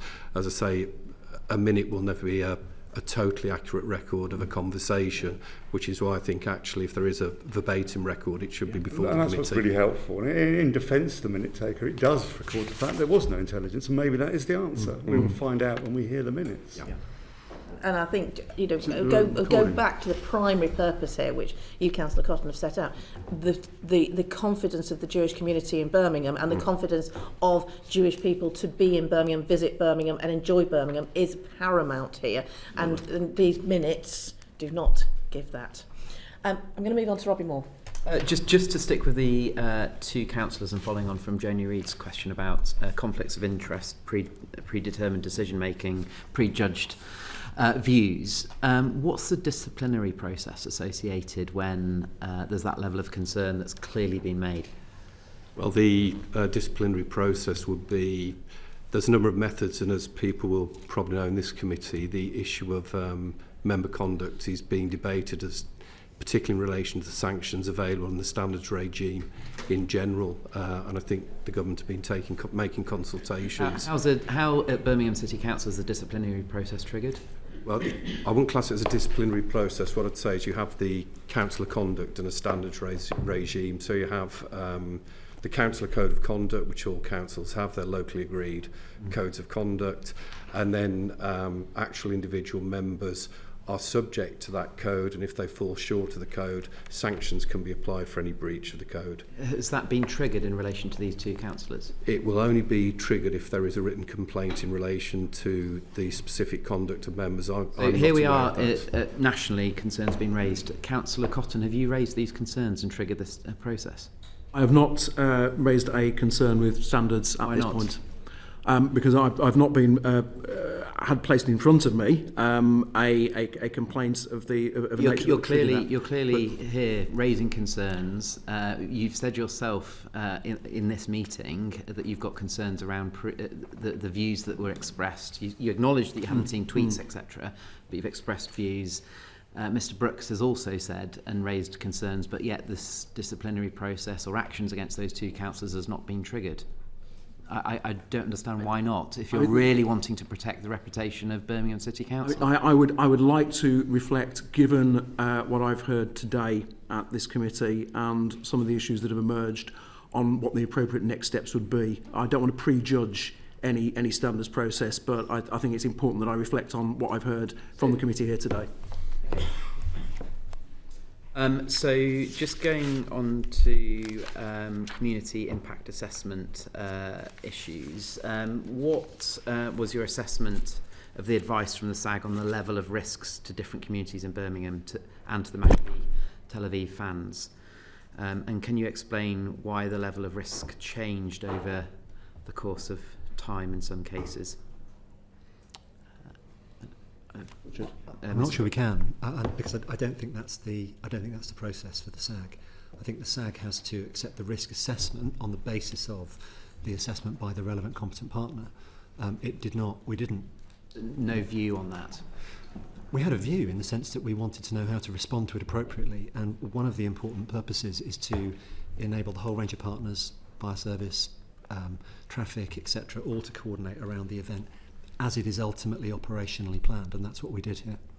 How did and maybe this is for you, Councillor Cotton, as well, how did the council seek to communicate the decision with of the SAG ultimately with those in the community that were being impacted by the decision? That would have been via the letter that the chair of the SAG had communicated to Aston Villa in the first instance, wasn't it? Yes, that's correct. That's correct. So the Aston Villa Football Club is one of the sort of the two prime recipients of the advice of the Safety Advisory Group, the other being the council itself in its licensing function and other statutory functions. But the chair of the SAG wrote after both the 16th of October Safety Advisory Group meeting and the 24th with the outcome to Aston Villa Football Club. So just written correspondence, no physical engagement or conversations or... They were in the meeting. Fine. So Aston Villa Football Club had multiple representatives qualified professional representatives in the Safety Advisory Group meeting. And how have you, obviously there's been quite a lot of damage, community tensions have been raised. How as a council have you sought to reassure the Jewish community within Birmingham beyond the ultimate decision that was made and the months that have passed since? Well, as I mentioned earlier, there's ongoing engagement with all of our communities, including the Jewish community. As a council, as has been referred to, we adopted the IHRA declaration some years ago. We promote and support Jewish community events. We have, like many other councils do, a Hanukkah celebration, for instance, which I attended in December. We annually commemorate Holocaust Memorial Day, but we also have alongside that the ongoing engagement with local Jewish organisations. There's the work that we're doing around the development of our new anti-Semitism strategy, which I think is really important. And it's important that's aligned with the national strategy as well. And it also builds on the tradition of interfaith working that we've had in this city over many years, something which I think is very, very important in a city as diverse as ours. Thank you. Jo White. Yes, the police earlier reported that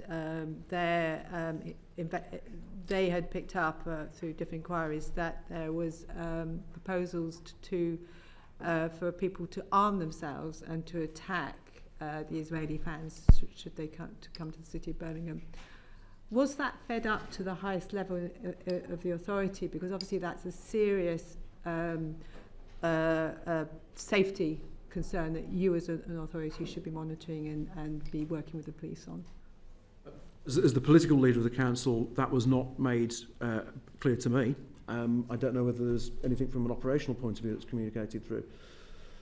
So in this case, I think it's clear that the police have primary responsibility for public safety and law enforcement in relation to issues such as that. What we do have responsibility for is resilience and emergency planning. So in the event of an attack presenting wider threats, then we would activate our emergency procedures. But that was not this sort of issue.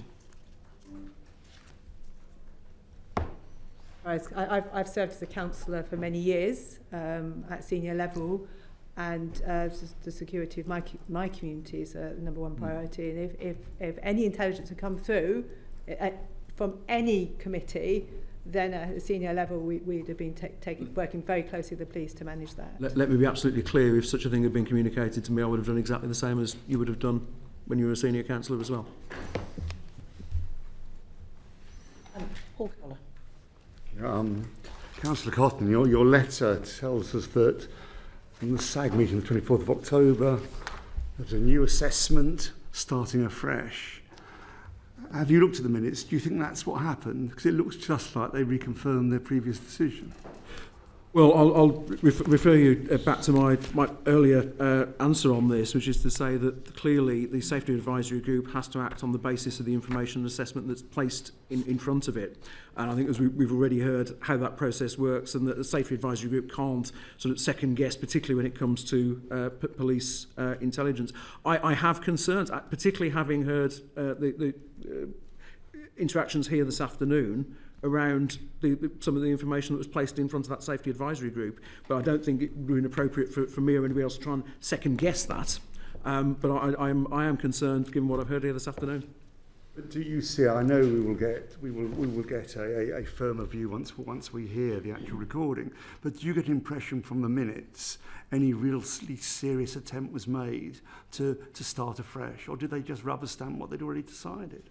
I mean, not having been a participant in that meeting, and simply based on the minutes, based on the evidence that set out in those minutes, I don't think I'm qualified to say to provide an in-depth commentary on what happened within that meeting. However, it is clear to me from the proceedings that are set out there that information was placed in front of the partners who sat around the Safety Advisory Group table, and that they reached a conclusion based on the intelligence that was placed before them.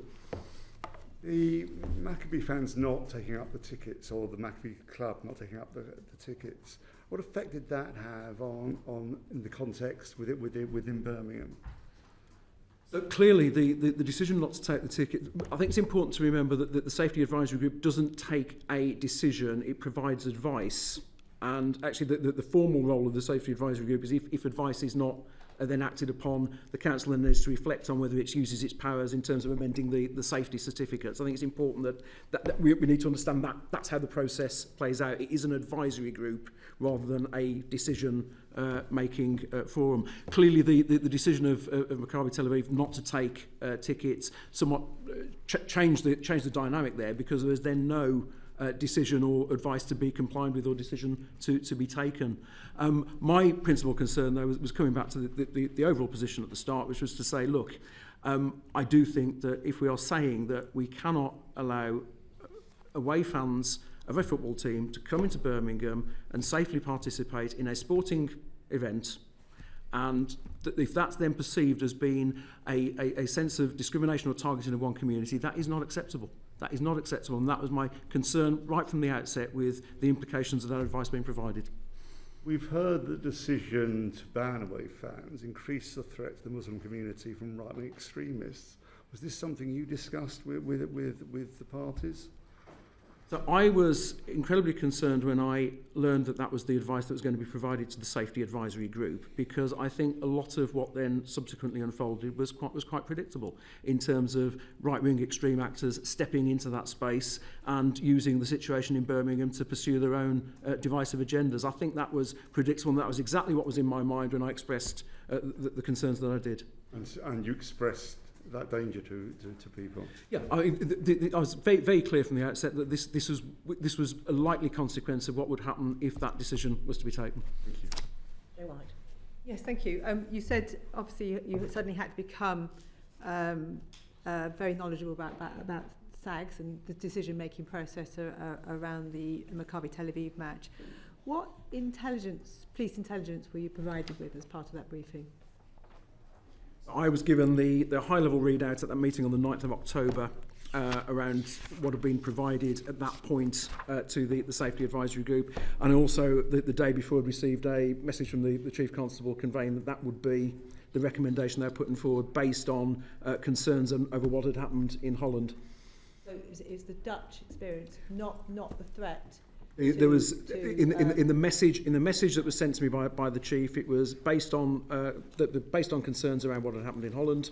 That the recommendation would be to the Safety Advisory Group not to invite the away fans. And then I subsequently responded by saying, whilst I am not going to get involved in your operational detail, would be wrong for me to do so, I do think that is a wrong decision for the city because of the message it sends out about Birmingham.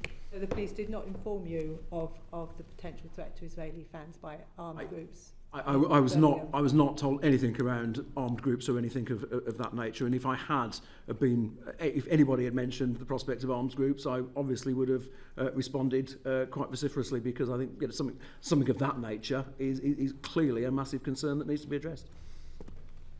A bit more. Councillor Cotton, I'm going to ask you the same question that I asked the policing minister and also the Deputy Mayor for Policing at the last session that we had. You've raised a huge level of concern around the amount of intelligence that was given to the SAG, the advice that was given to the SAG for the decision to be made, predominantly by West Midlands Police, the damage that ultimately this decision has cost your city and its reputation as being a welcoming city. Do you have confidence in the Chief Constable of West Midlands Police? I mean, it's ultimately not for me to take decisions on those matters. That is a matter for the Police and Crime Commissioner. What I will say is, particularly having heard the discussions here this afternoon, I do have concerns around the quality of material that was provided and the provenance of material that was provided to the Safety Advisory Group. That group can only work on the basis, as I said earlier, of candour and confidence in the material that's placed before it. And I think, I have serious questions that I would like to see addressed as a result of this inquiry. Does it concern you that we've had to bring before us the Chief Constable in front of this committee not once but twice, and have to get the Chief Constable to say to us that he's going to have to come back to us with even more information to provide clarity on questions that can't be answered?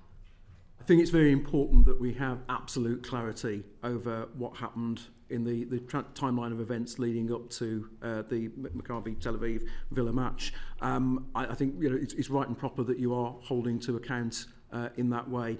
I ultimately come back to the point that the reflection that this puts upon my city, a city that I'm very proud to call home, that is an absolute paragon when it comes to diversity of its communities. This reflects poorly on Birmingham, and this is something that I want to see addressed, because I have to tell you, as a proud Brummie, it is a place that includes all communities. It is a place that's full of vibrancy and life. That's the Birmingham I want to be talking about. I don't really want to be in front of a committee this afternoon talking about issues that detract from the impression of Birmingham, but I think it's right and proper that there is clarity around what happened and that people have the answers that they need. West Midlands MP, I will concur that we absolutely, no, I'm not West Midlands Police area, but I'm a West Midlands MP, and I would concur that we do need a strong and vibrant Birmingham where everybody feels safe. Thank you so much for your responses to our questions. There are clearly a number of matters for the committee to consider, and we will stay behind now to consider some further points and what our next steps will be. But I'm incredibly grateful for you both attending and also being prepared to stay later than your allocated time. Thank you so much. Order.